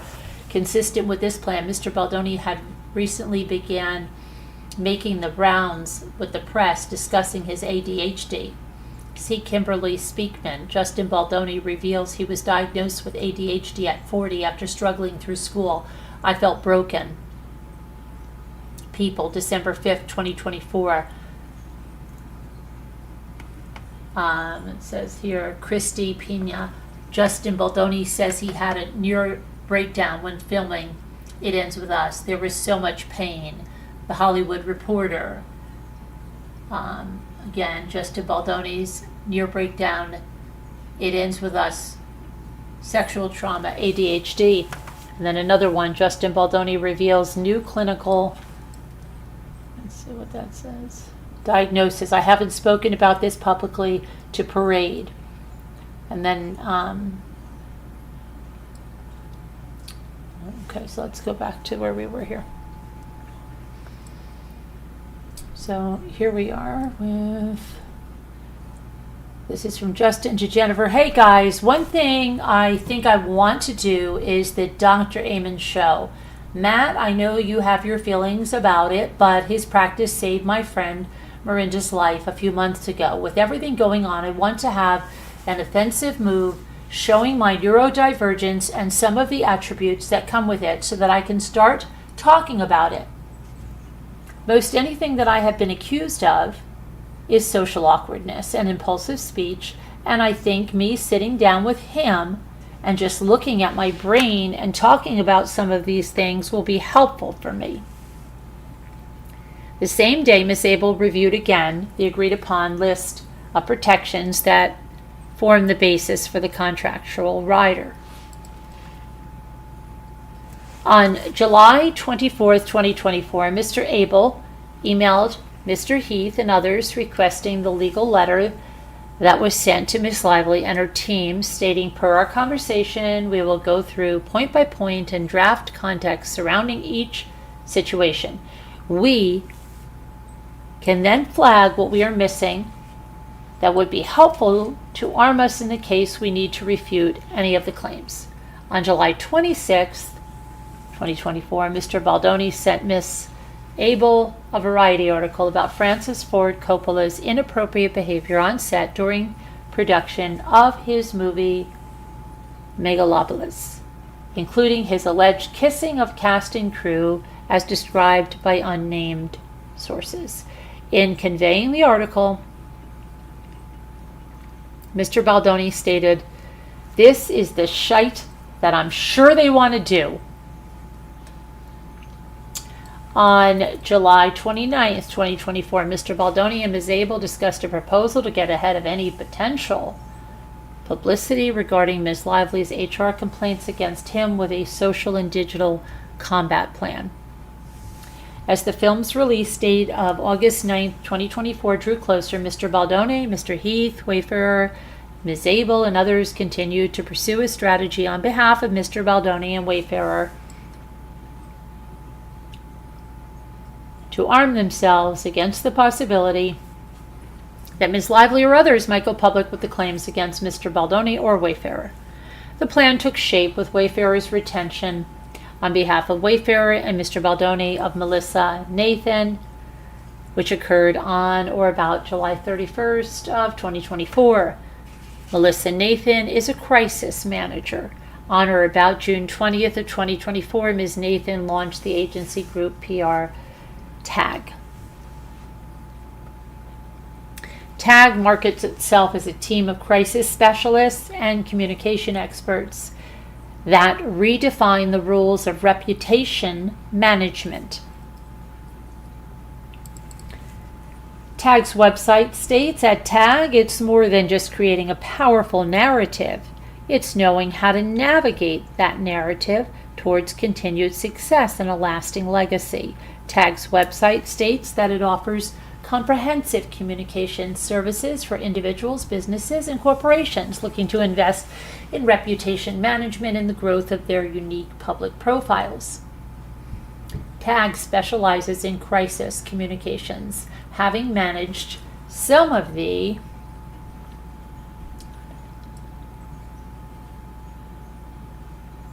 biggest public-facing crises to date, and utilizing that fast-paced, reputation-first mindset with all of its day-to-day clients, which span a variety of industries, including entertainment, media, business, and sports. TAG services include messaging and narrative development, media relations, crisis communications and management, and digital and social strategy, among others. By July 31st, 2024, Wayfarer had started to put together a timeline of events to be shared with Ms. Nathan and TAG. According to TAG's own planning document, the purpose of Ms. Nathan's engagement was to help Mr. Baldoni get ahead of the narrative and mitigate bad press that might arise from Ms. Lively and others' HR complaints before becoming public by engaging in techniques such as a rapid response communication system and cataloging third-party advocates willing to provide a potential quote or engage with reporters on Mr. Baldoni and Mr. Heath's behalf to mitigate negative narratives from a source outside of Wayfarer. As set forth above, on August 5th, 2024, Mr. Baldoni sent Ms. Abel a screenshot of a thread on X regarding another female public figure alleged history of bullying many women. Mr. Baldoni stated, "This is what we would need." The next day, even though Ms. Nathan and TAG had already begun performing work on behalf of Wayfarer and Mr. Baldoni, Ms. Nathan texted a text chain with Ms. Abel and Mr. Heath, providing pricing quotes. And ranging from $75,000 to $175,000 for TAG crisis mitigation services. Hold on one second. I just want to check my back cameras. One second.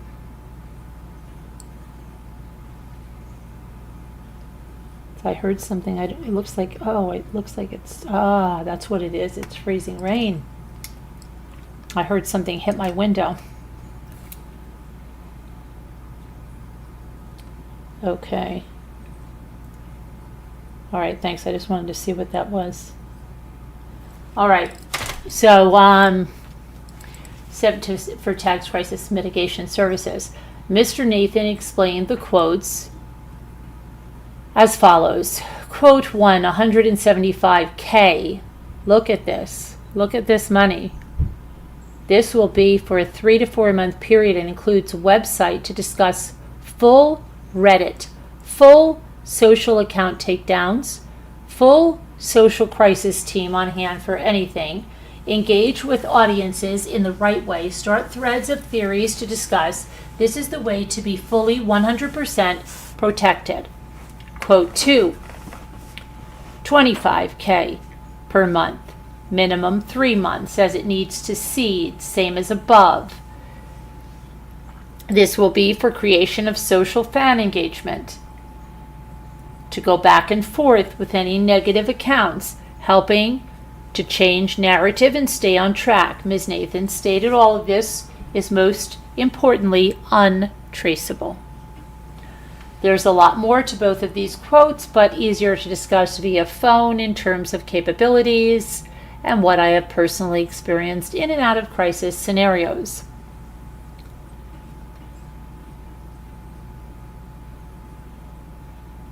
And Melissa to Jennifer. Hi, Janie Jen. So incredibly glad that the press went so well today. And from what I know, Justin felt incredibly supported. He is lucky to have you all. We took the day today to do some research and get digital quotes in from the two teams we use that get the best results. As you are both aware, we are in a predicament that we just do not know the outcome of right now. Saying that, full transparency is key here. We have seen the most innocuous issues turn giant due to socials, or the highest crisis have no effects on social whatsoever. You just cannot tell at this stage. But Blake Lively does have some of the TS fan base, so we will be taking it extremely seriously. We also understand audience is not solely JB fan base, but the studio, so it is covering all of the basis time. Quote 1, 175. Okay, and that's what they put there. Okay. We went through that part. All of this will be most importantly untraceable. There is a lot more. Either way, I do feel it is better to be safe, but I do realize costs are something I am sure you did not count on when you took on this project, this situation. Let me know how you would like, when you would like to discuss more around on PT tomorrow. The Hollywood Reporter announced the retention of Ms. Nathan and TAG on August 13, 2024. The report stated in part, the news comes days after sleuths flooded TikTok with speculation about an alleged rift between Baldoni and his cast and crew, including co-star and producer Blake Lively, as well as Hoover. Chatter spiked when fans noticed Baldoni's absence from a joint press event and the lack of group photos of Lively and Baldoni together at the New York premiere August 6th. Some also pointed out that neither Lively or Hoover nor the rest of the cast follow Baldoni on Instagram, though he follows them.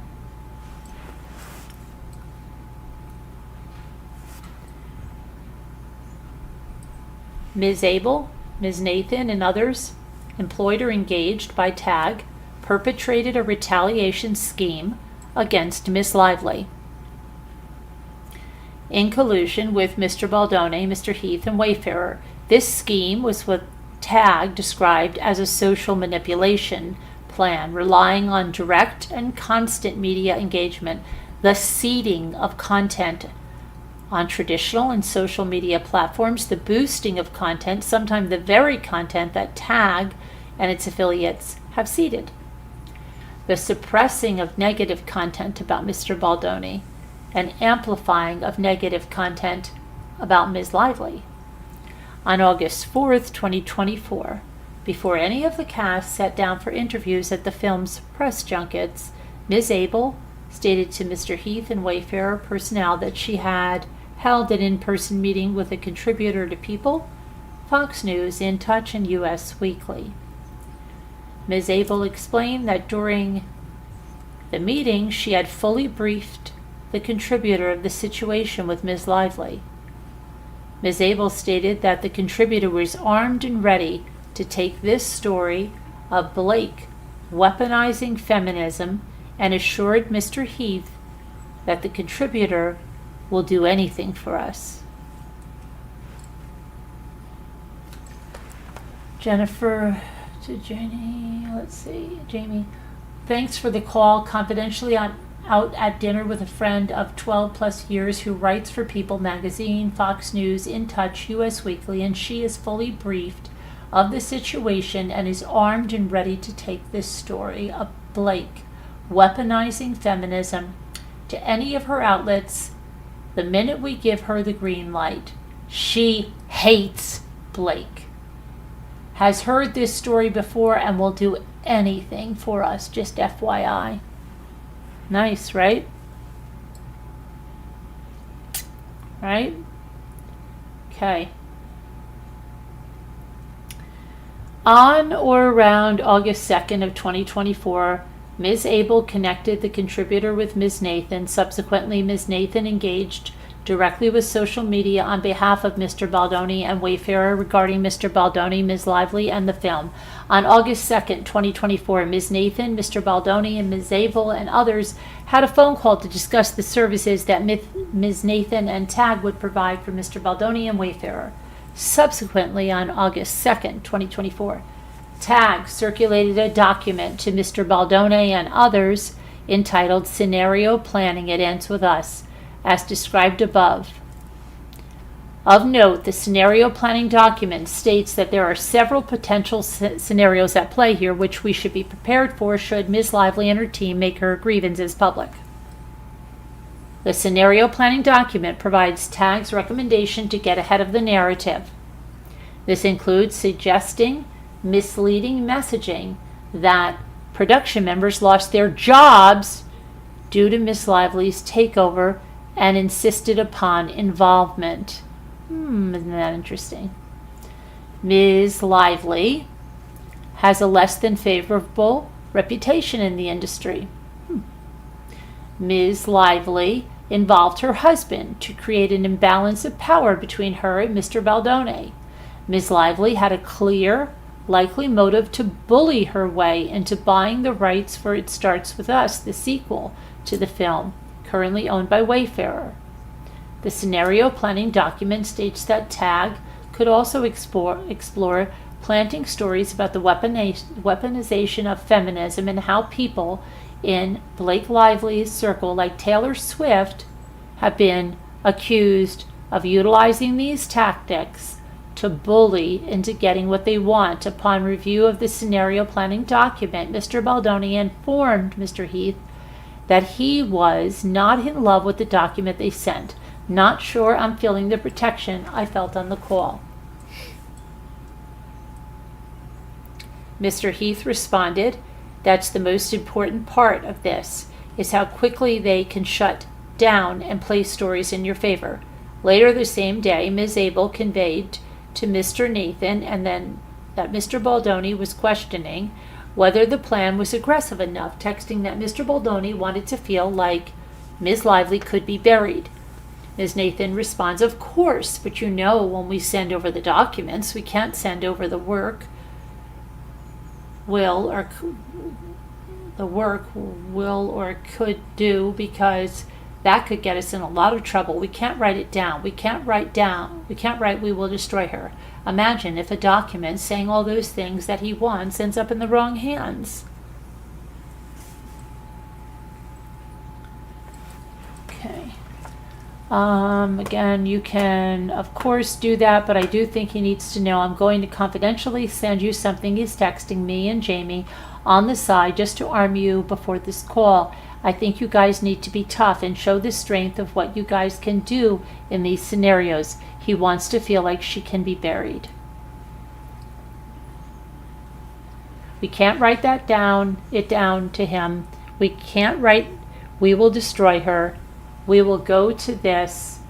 We will do this. We will do this. We will do this. He has to look at it as an information document for us to be armed with, that's all. Imagine if a document saying all those things that he wants ends up in the wrong hands. Imagine that, Melissa.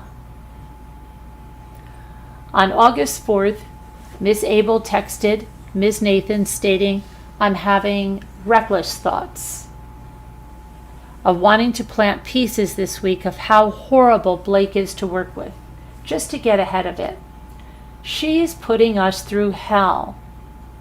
Ms. Lively was, in fact, doing nothing other than engaging in the approved marketing plan for the film at that time. Ms. Nathan responded, same, and indicated that she had already spoken to the Daily Mail. Look at these professional mean girls, right? Professional, getting paid big bucks for it. So that's Jennifer to Melissa. I'm having reckless thoughts of wanting to plant pieces this week of how horrible Blake is to work with. Just to get ahead of it, she's putting us through hell. Same. And I'm already off the record, spoke to the editor of the Daily Mail because she's my friend. Nice. She's ready when we are. Ms. Abel and Ms. Nathan viewed and referred to their shared work on behalf of Mr. Baldoni and Wayfarer as a social combat plan. I think we really need to put the social combat plan then into motion. So do I. The same day, Ms. Abel corresponded with TAG personnel regarding her discussion with Ms. Nathan regarding social manipulation, which she described as distinct from social media mitigation and proactive fan posting to counter the narrative. Okay, so let's see, this is, thanks Katie, just for clarity, we understand, does this cover your initial fee and plus what we discussed in terms of social media mitigation and proactive fan posting to counter the narrative, or is this in addition to the $15,000 previously agreed upon fee and does not include what we discussed earlier regarding social manipulation? Okay, so they're talking about when media sources made direct inquiries regarding potentially unflattering stories about Mr. Baldoni specifically, Ms. Nathan, Ms. Abel, and their teams worked to suppress those stories. For example,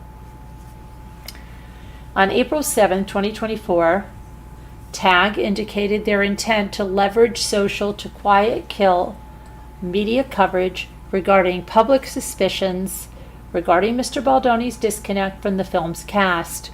On August 9, 2024, Ms. Nathan sent Ms. Abel 2 links to articles, one from The Hollywood Reporter entitled did Blake Lively and Justin Baldoni have a rift over It Ends With Us?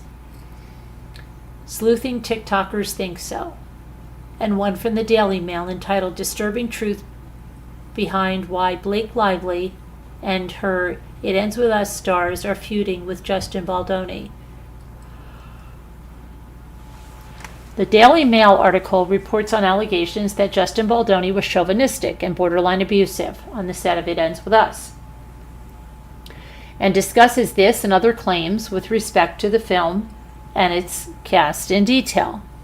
Mr. Abel stated to Ms. Nathan, "I can tell you've done a lot of work here," and continued, "Nothing about being unsafe, fat comments, sexual." She concluded, "Thank effing G."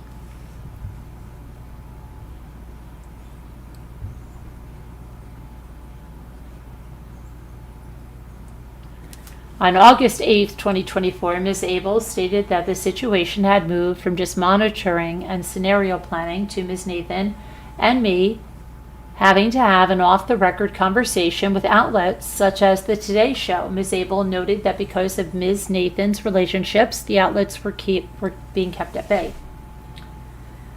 On April 9, 2024, Ms. Nathan indicated to Ms. Abel that she was on the phone with her sister, Sarah Nathan, a journalist at the New York Post and a contributor at Page 6.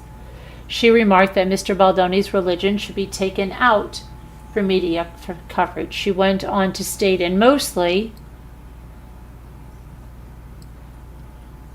the misogynistic. Later the same day, Ms. Nathan texted Ms. Abel a link of an article on Page 6 by Sarah Nathan entitled Truth Behind It Ends With Us, Feud Rumors. Justin Baldoni made Blake Lively uncomfortable, sources say, stating, "I knew she would keep uncomfortable."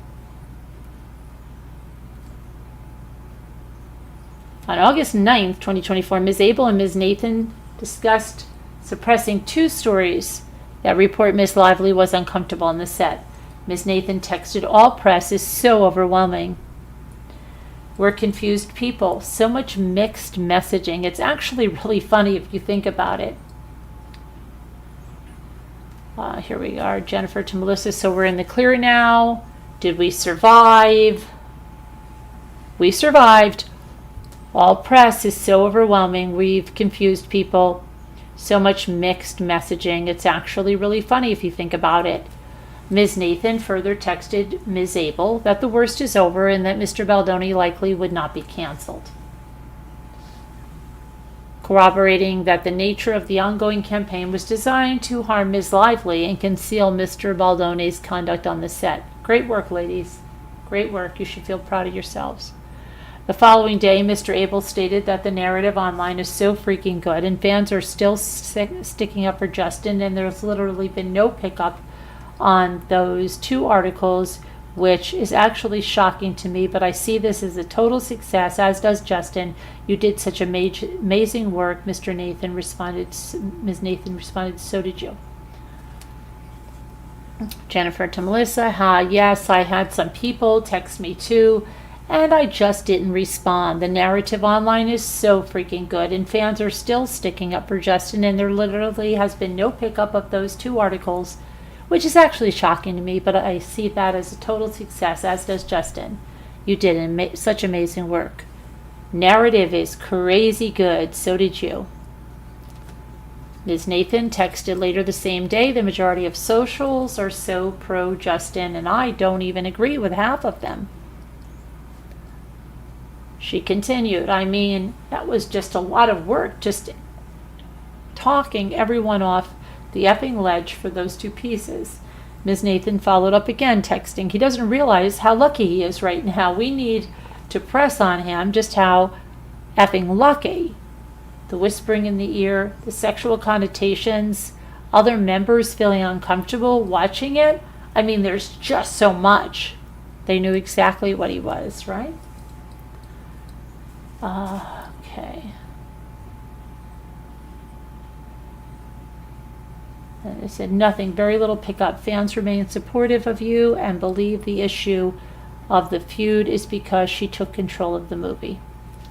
The following day, Ms. Abel confirmed to Mr. Baldoni that there had been nothing, very little pickup, and that fans believe the issue of the feud is because she took control of the movie. Earlier on August 9th, Ms. Nathan had shared with Ms. Abel that she had been informed, "We are crushing it on Reddit." Ms. Nathan's reference to Jed is a reference to Mr. Jed Wallace, an independent contractor based in Austin, Texas, who was retained by TAG to perform social media services on behalf of Wayfarer and Mr. Baldoni in connection with TAG's engagement. The quotation appears to be a reference to efforts by Mr. Wallace to seed and influence online forums on Reddit, attacking Ms. Lively and defending Mr. Baldoni. The same day, an employee of TAG texted a link to a salacious story about Ms. Lively's family and noted, "The tides are swirling around Ryan now, FYI." Along those same lines, the team had previously shared an upsetting TikTok video which called for Blake to divorce Ryan, writing, "You guys will love this." TAG then described the post as very helpful. So here it is, "You guys will love this," puts that TikTok basically saying that Blake needs to divorce Ryan because he's made her into a meme. He's ruining her biggest movie of the year, forcing her to ostracize Justin, rewriting the script, etc. On August 10, 2024, Ms. Nathan stated to Ms. Abel that socials are really ramping up. She continued, "It's actually sad because it just shows you have people really want to hate on women." Here they go, right? There they go, hating on women. They know it, they're doing it, and they're promoting it. The same day, a member of the TAG team advised of a shift on social due largely to Jed and his team efforts to shift the narrative towards shining a spotlight on Blake and Ryan. Right? Bring their family members into it. Okay, hi team. So far, extremely limited pickup on Daily Mailer page 6. We'll continue to keep an eye out and send pieces as needed, but so far it's been steady coverage on pure speculation. We've also started to see a shift on social, due largely to Jed and his team. Yeah, all those accounts on Reddit, right? Yeah. On his team's efforts to shift the narrative towards shining a spotlight. Oh my gosh, how long do you hear that? Shining a spotlight. It's our job to expose that person, right? Whatever person it is. It's our job. We're a safe community. We're just trying to expose XYZ person, right? Day and night, night and day, channels, forums, everywhere. We're trying to expose them. For what? For their narrative. So they're shining a spotlight on Blake and Ryan. Again, we'll continue to send links and screenshots, but wanted to send an update in the meantime. Wow, you ladies should be so proud of yourselves. Professional mean girls. Further, Miss Nathan and her team at TAG, and I hope everybody sees you and exposes all of you, Ms. Nathan and Jeb and all of you, for the terrible, terrible misleading you do at people's expenses. Horrible. Further, Miss Nathan and her team at TAG help generate or otherwise influence the content put forth by various TikTok account holders. During the same period of time, Ms. Nathan, Ms. Abel, and their teams were heavily monitoring, had friendly updating them, and sought to address unflattering commentary regarding Mr. Baldoni while augmenting the spread of stories that were favorable to Mr. Baldoni. For example, on August 9th of 2024, Ms. Abel circulated a screenshot of a post by a woman stating Justin, the creator of a show called My Last Days exploits the struggles of individuals facing terminal illnesses for his own gain. He found my friend who is battling a serious illness and followed her life closely. Despite her grace in not speaking ill of him, I sensed from the start that something was deeply wrong. Justin weaponizes therapeutic language, presenting himself as thoughtful and supportive, yet his actions reveal a very different reality. He portrays himself as an ally to women and the vulnerable. But it's all a facade. He manipulates the vernacular of care to mask his true intentions. In reality, none of the proceeds from the show benefited the individuals he profiled. He even had the audacity to depict her hometown, a vibrant and affluent community, as a small, impoverished town. His portrayal was not just inaccurate, but insulting.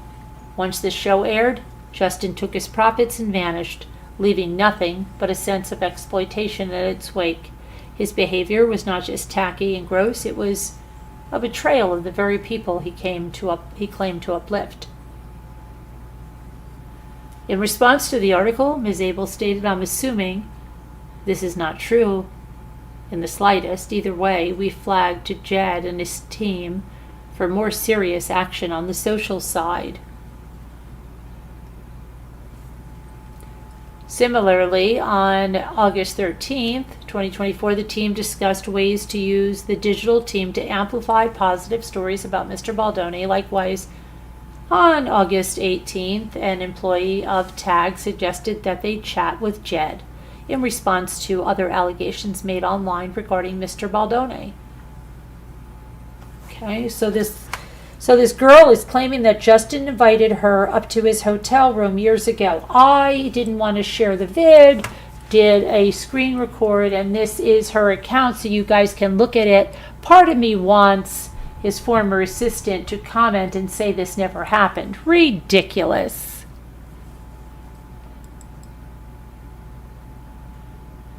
Let us chat to Jed as well on this.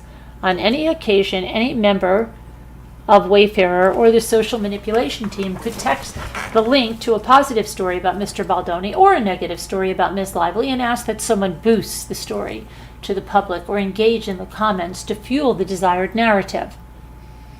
On August 18, 2024, Mr. Baldoni circulated a TikTok video in which the poster criticized Ms. Lively for not speaking about domestic violence in press interviews. A member of Ms. Nathan's team responded that she would let Digital know. During the same time period, when media sources inquired about HR complaints that were made on the set of the film, Ms. Nathan, Ms. Abel, and their teams worked to suppress coverage of these HR complaints. Further, on or around August 14, 2024, media outlets directly inquired about HR complaints made on the set because they were being told there were at least 3 HR complaints filed against Justin Baldoni on the set of It Ends With Us, and inquired if the complaints were investigated and what the results would be.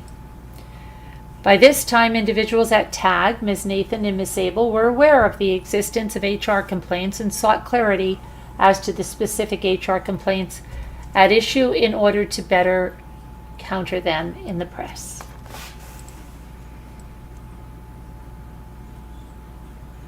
Hey guys, read the TMZ thing, read the HR complaints. Our understanding is that 2 were from Blake, read the sexy complaint, is the additional one, read the thing with Jamie and her apartment in NYC. Just want to clarify.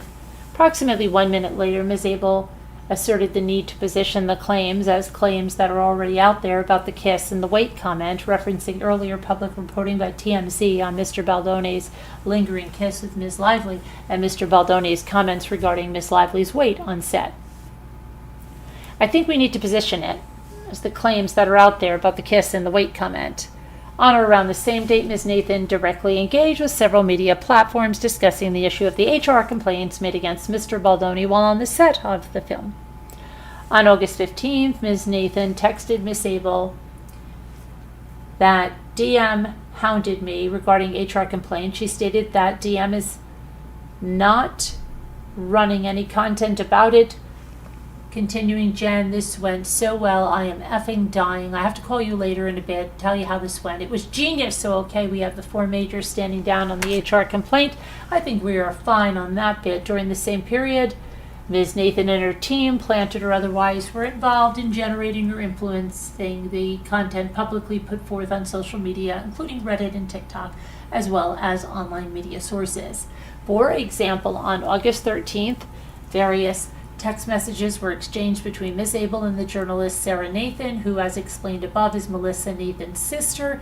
These messages consisted of drafts of a story outlining Miss Lively's role in making final cuts to the film. After Sarah Nathan circulated draft language related to Miss Lively's involvement in the different cuts of the film, Ms. Abel sent Sarah Nathan revisions to the draft, which Sarah Nathan offered to amend. On the same day, an article authored by Sarah Nathan titled Blake Lively approved final cut of It Ends With Us amid feud with co-star director Justin Baldoni was published in Page 6. Owned by the New York Post. The article addressed other topics, among other topics, Ms. Lively's role in approving the final cut of the film, but emphasizes how Ms. Lively contributed to almost every aspect of the film that her husband wrote. One of the most important scenes in the movie, and that she was begged to remove one of her song choices from the film, despite Mr. Baldoni's ownership of the rights to the book via his production company Wayfarer. The language contained in the article is almost verbatim copy of the language exchanged between Sarah Nathan and Ms. Abel via text, and reflects multiple of Ms. Abel's revisions to Sarah Nathan's original proposed draft. Tag publicly shared this article on one or more social media platforms, including Reddit, prompting various negative comments in relation to Ms. Lively and her husband, and the narrative that Ms. Lively steamrolled or bulldozed Mr. Baldoni and the film for her own personal gain. The very same day, Ms. Nathan sent an article from the Daily News entitled, "Is Blake Lively Set to Be Canceled? String of hard-to-watch videos that have surfaced following tone-deaf Q&A to promote It Ends With Us could tarnish the 36-year-old star's golden Hollywood image for good." Ms. Abel stated, "You really outdid yourself with this piece." And Ms. Nathan responded, "That's why you hired me, right? I'm the best." Oh boy, you're great. Give her a round of applause for being a professional, mean girl that deliberately, fraudulently slams other women to make them look horrible for money. Isn't that amazing, right?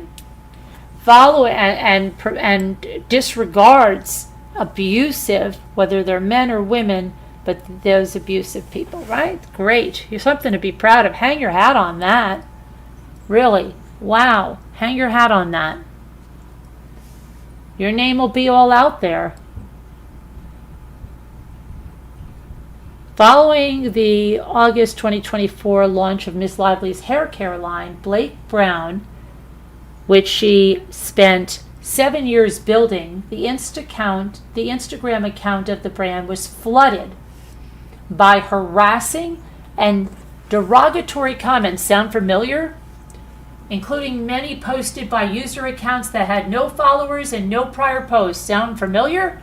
Suggesting inauthenticity and which did not relate to the brand's products.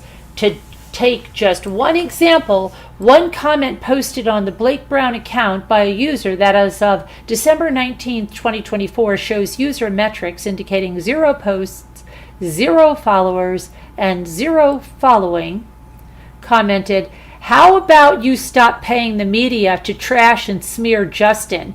That would be a good start, you awful human being."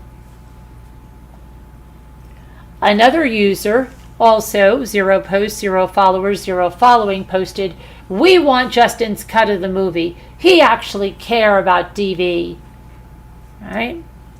Mr. Baldoni and Mr. Sarowitz, along with Mr. Heath, not only encouraged efforts to target Ms. Lively and her family, but they went as far as to provide input and ideas on ways to negatively influence the narrative against Ms. Lively and her family. For instance, on August 9th, 2024, the film's release date, after sharing certain negative articles about himself with Ms. Abel, Mr. Baldoni stated, "There's no way we can just let this go." Additionally, on August 15th, Mr. Baldoni texted Ms. Nathan and Ms. Abel, stating that his business partner, Mr. Sarowitz, suggested flipping the narrative arising from unnamed sources who had made false claims about Mr. Reynolds' involvement in the script of the film, and suggested ways to manipulate those rumors to make Mr. Reynolds appear to be anti-feminist. There was no truth to these claims. So now, let's go in there and rip her husband apart and ruin his reputation and career. They're all on board for that. And the Steve, you're funding this with your money. Everybody will know about you too. My partner Steve, and it'll be truth though, Steve, unlike what you guys tried to flip. False narratives. This will be true narratives. My partner Steve asked about flipping the narrative from this leak this morning about Ryan saying the script was a disaster and he saved the movie, to something about Ryan claiming the female hired was feminist, writer didn't know how to tackle a female film, etc., using their own words against them. Ms. Nathan assured Mr. Baldoni that this is an easy flip. Oh, Ms. Nathan, what a professional mean girl. Before indicating that she was already working on a story for Variety that would achieve this goal. As of August, a lot of people are going to fall with this. You know that, right? And these magazines and these writers and all these people that were involved, it all comes out. It all comes out. Okay. As of August 16th, Ms. Nathan was continuing to confer with additional reporters to release stories. So those reporters are going to have a very, very bad image. To release stories that would cast Ms. Lively and her Mr. Reynolds in a negative light. Meanwhile, Ms. Lively neither publicly commented nor directed any of her representatives to comment or engage with the print media, social media, or otherwise about the hostile work environment Mr. Baldoni, Mr. Heath, and Wayfarer created. Indeed, throughout the time period discussed herein, Ms. Lively did not provide her publicist with details about the hostile work environment, those she, alongside the other cast members and crews, had experienced. Moreover, Ms. Lively expressly instructed her publicist not to engage with press inquiries, including ones regarding the on-set behavior of Mr. Baldoni, Mr. Heath, or Wayfarer. Experiencing the very sudden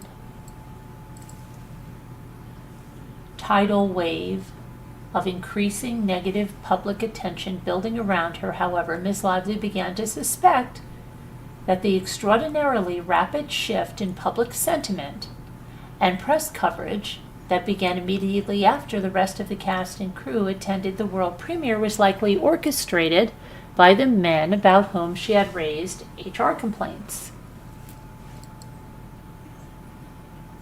On information and belief, Mr. Baldoni was desperate to suppress any suggestion that he engaged in inappropriate conduct, much less sexual harassing conduct, because it would entirely undermine his carefully curated public image as a feminist ally. In 2017, Justin Baldoni presented a TED Talk entitled, "Why I'm Done Trying to Be Man Enough."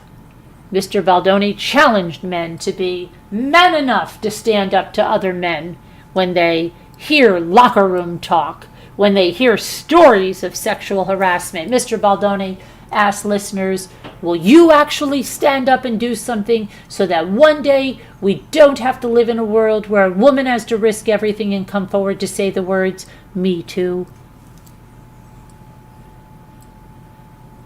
During the TED Talk, Mr. Baldoni displayed numerous screenshots of media coverage of himself from various sources as examples of his decision to use a social platform as a kind of Trojan horse wherein he could create a daily practice of authenticity and vulnerability. Mr. Baldoni then claimed, "The response has been incredible. It's been affirming. It's been heartwarming. I get tons of love and press and positive messages daily."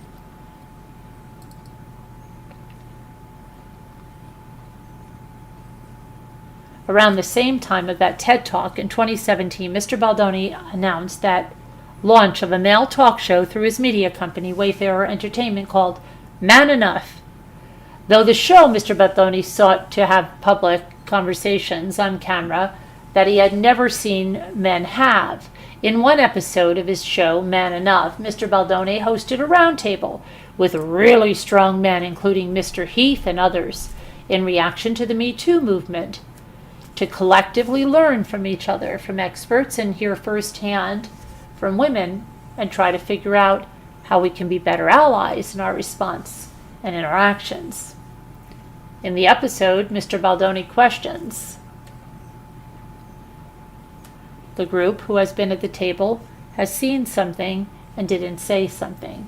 I mean objectification, harassment, and then not said anything.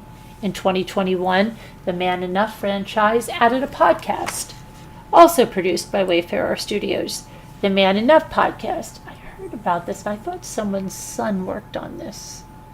The Man Enough podcast has featured enough episodes entitled Strength and Unity, Men Supporting Women in Leadership, From Misogyny Victims to Male Privilege and Modern Dating, Consent, Boundaries and Respect. Mr. Baldoni stated in his 2017 TED Talk, men are the problem. They created the glass ceiling, and if they want to be part of the solution, then words are no longer enough. By Mr. Baldoni's account, he became a feminist, fighting for gender equality, so quickly that he hadn't even realized that's what he was or was trying to do. In Mr. Baldoni's own words, his activism starts in the mirror with an audience of one. Mr. Baldoni has stated that he feels a deep responsibility to tear down the walls of power and privilege, and believes the world needs men to show up, not in big ways, but in hundreds and thousands of little ways, to create better, more equitable, just world.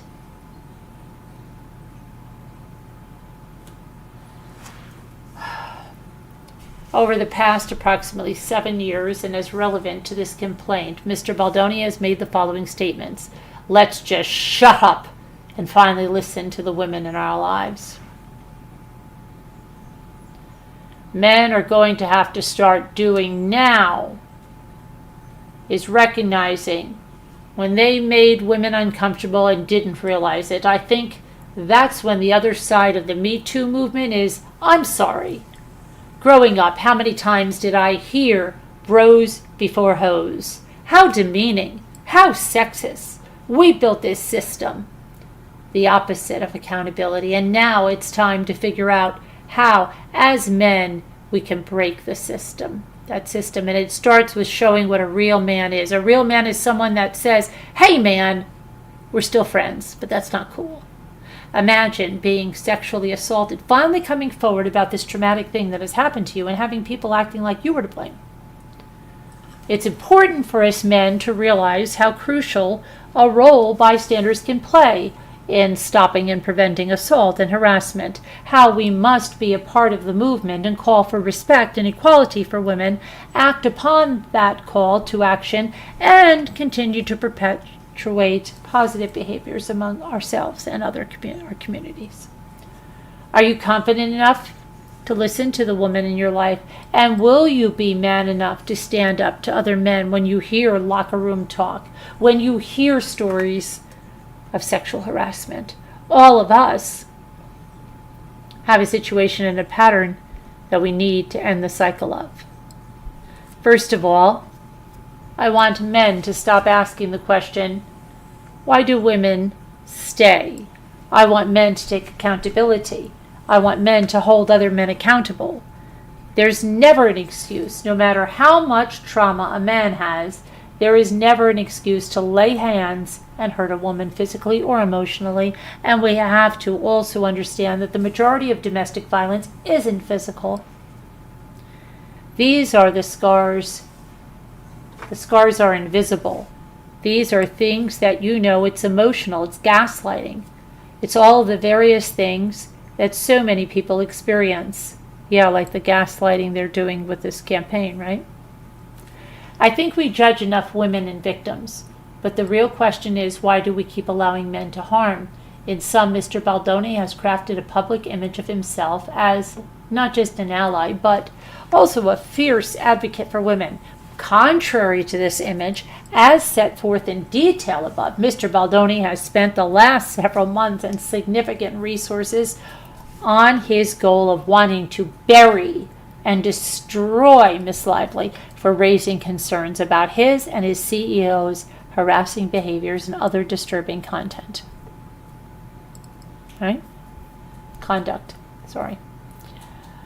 While there was considerable online coverage of the film and Ms. Lively leading up to the film's nationwide release in U.S. theaters on August 9th, the coverage was mostly neutral.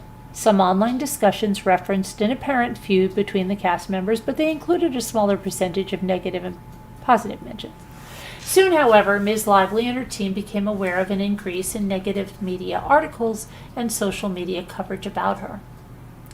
The significant spike in the volume of negative sentiments towards Ms. Lively included noticeable spikes on approximately August 8th and the 14th and continued to trend mostly negative for the remainder. Indeed, as noted above, TAG itself noted a shift due to their efforts as early as August 10th. As of that date, the sentiment towards Ms. Lively turned toxic, with a sudden increase in negative comments, including hypersexual content and calls for Ms. Lively to go F herself. Nearly decade-old interviews of Ms. Lively were surfaced, commenting on her tone, her posture, her diction, and her language. Sound familiar? I don't know why.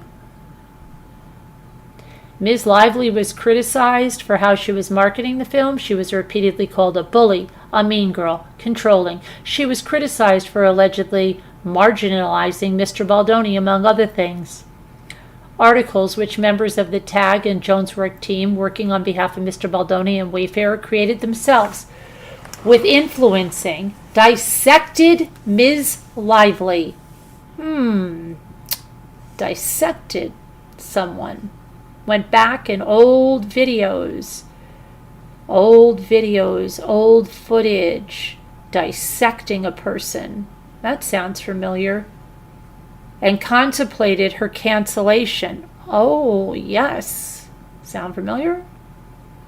On information and belief, the Wayfarer team seeded social media content into publications with small audiences and lax editorial standards, and then fed those posts and articles to publications like Page Six, Newsweek, New York Post, TMZ, and BuzzFeed. These publications have large audiences and great reach, which significantly amplified the negative sentiment towards Ms. Lively.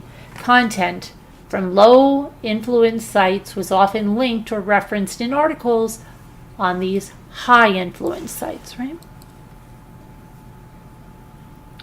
Platforms. The social manipulation campaign engineered by Mr. Baldoni and Wayfarer helped create and sustain a negative news cycle and social media algorithm around Ms. Lively.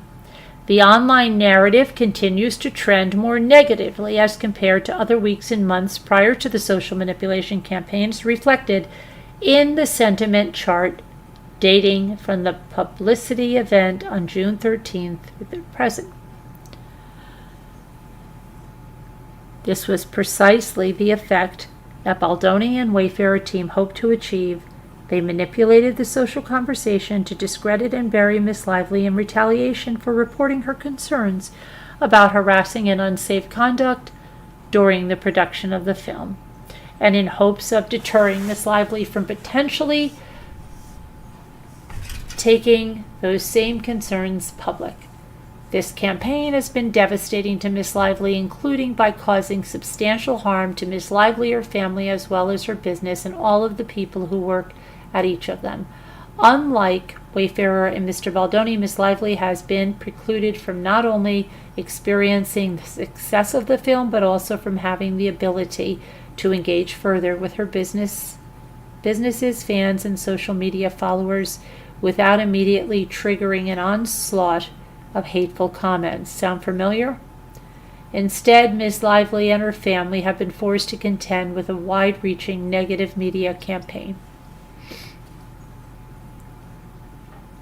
When it became clear that this media blitz was the result of an intentionally seeded, cultivated, and financed campaign against her, Ms. Lively began to experience mental, physical, professional, and financial harms that continue to this day. Ms. Lively had this happen to her, and she was affected by it with all of her money, all of her influence, all of her resources, her husband's resources. So can you imagine how someone feels that doesn't have those resources, that financial backing to do what Blake Lively could do, right? That's why this is so precedent-setting.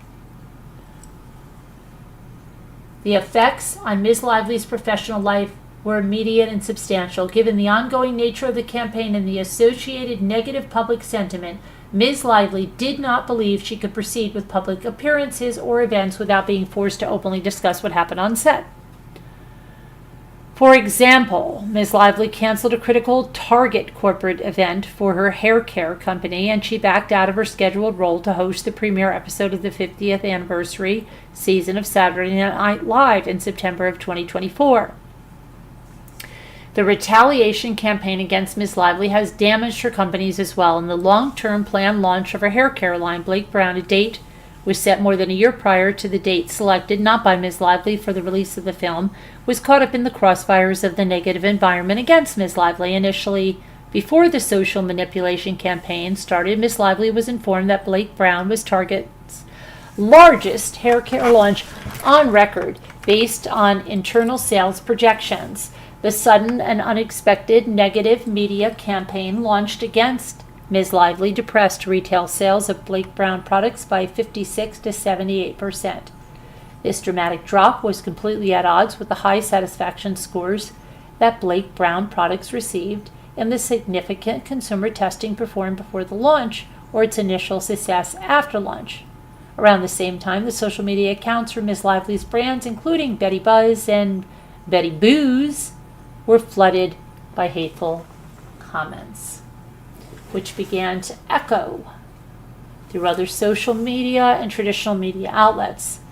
On Information and Belief, the Astroturfing campaign was responsible for this wave of comments. None of Ms. Lively's businesses could operate as they ordinarily had before.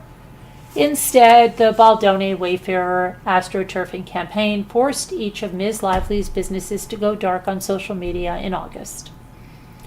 Ms. Lively did the same for nearly 2 months, and during this time was unable to market or promote any of her businesses, all of which rely on her support, causing issues with many business partners and customers. Moreover, when Ms. Lively limited comments on her personal Instagram account to limit the toxic harassment she was receiving, those users simply migrated to social media accounts and websites of Blake Brown, Betty Buzz, and Betty Booze. Most of the negative comments on these businesses' social media accounts and websites had nothing to do with the products or brands, but instead referenced the film, Mr. Baldoni, and or Ms. Lively as a bully or a mean girl. The emotional impact on Ms. Lively has been extreme, not only affecting her, but her family, including her husband and 4 children. There are days where she has struggled to get out of bed, and she frequently chooses not to venture outside in public. While she has fought to maintain her personal life and business interests behind closed doors, she has suffered from grief, fear, trauma, and extreme anxiety. She has also been experiencing repeated and painful physical symptoms as a result of this experience. Mr. Reynolds, too, has been affected mentally, physically, and professionally by his wife and children's pain. Wow. Worst of all, however, has been the impact on their young children, who have been traumatized and emotionally uprooted in ways that have substantially impacted their well-being. These are but a few examples of the substantial harm caused by this malicious campaign, which pervaded and continues to pervade all aspects of Ms. Lively's life. Ms. Lively never sought out conflict with the wayfarer, Ms. Baldoni, or Mr. Heath, but instead consistently attempted to speak up for a safe and respectful workplace, privately in the hopes of protecting herself as well as the cast and crew without jeopardizing a film that she believed could make a difference in people's lives. In response, Mr. Baldoni, Mr. Heath, and those working for them sought to destroy Miss Lively and anyone else who knew the truth. Miss Lively's discovery of the full extent of the retaliatory campaign launched by the Wayfarer parties has left her with no choice. Through this complaint, Miss Lively seeks to set the record straight, to hold the Wayfarer parties and associates accountable, and to shine a light on this new form of retaliation so that it will not be used again against any others who seek to stand up and speak out against sexual harassment.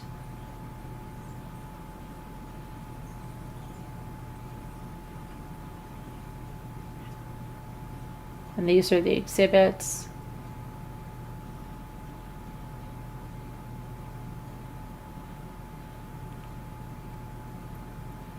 So this is a very precedent-setting case. It's something that can now be referenced and help others who are facing a lot of the same things. All right?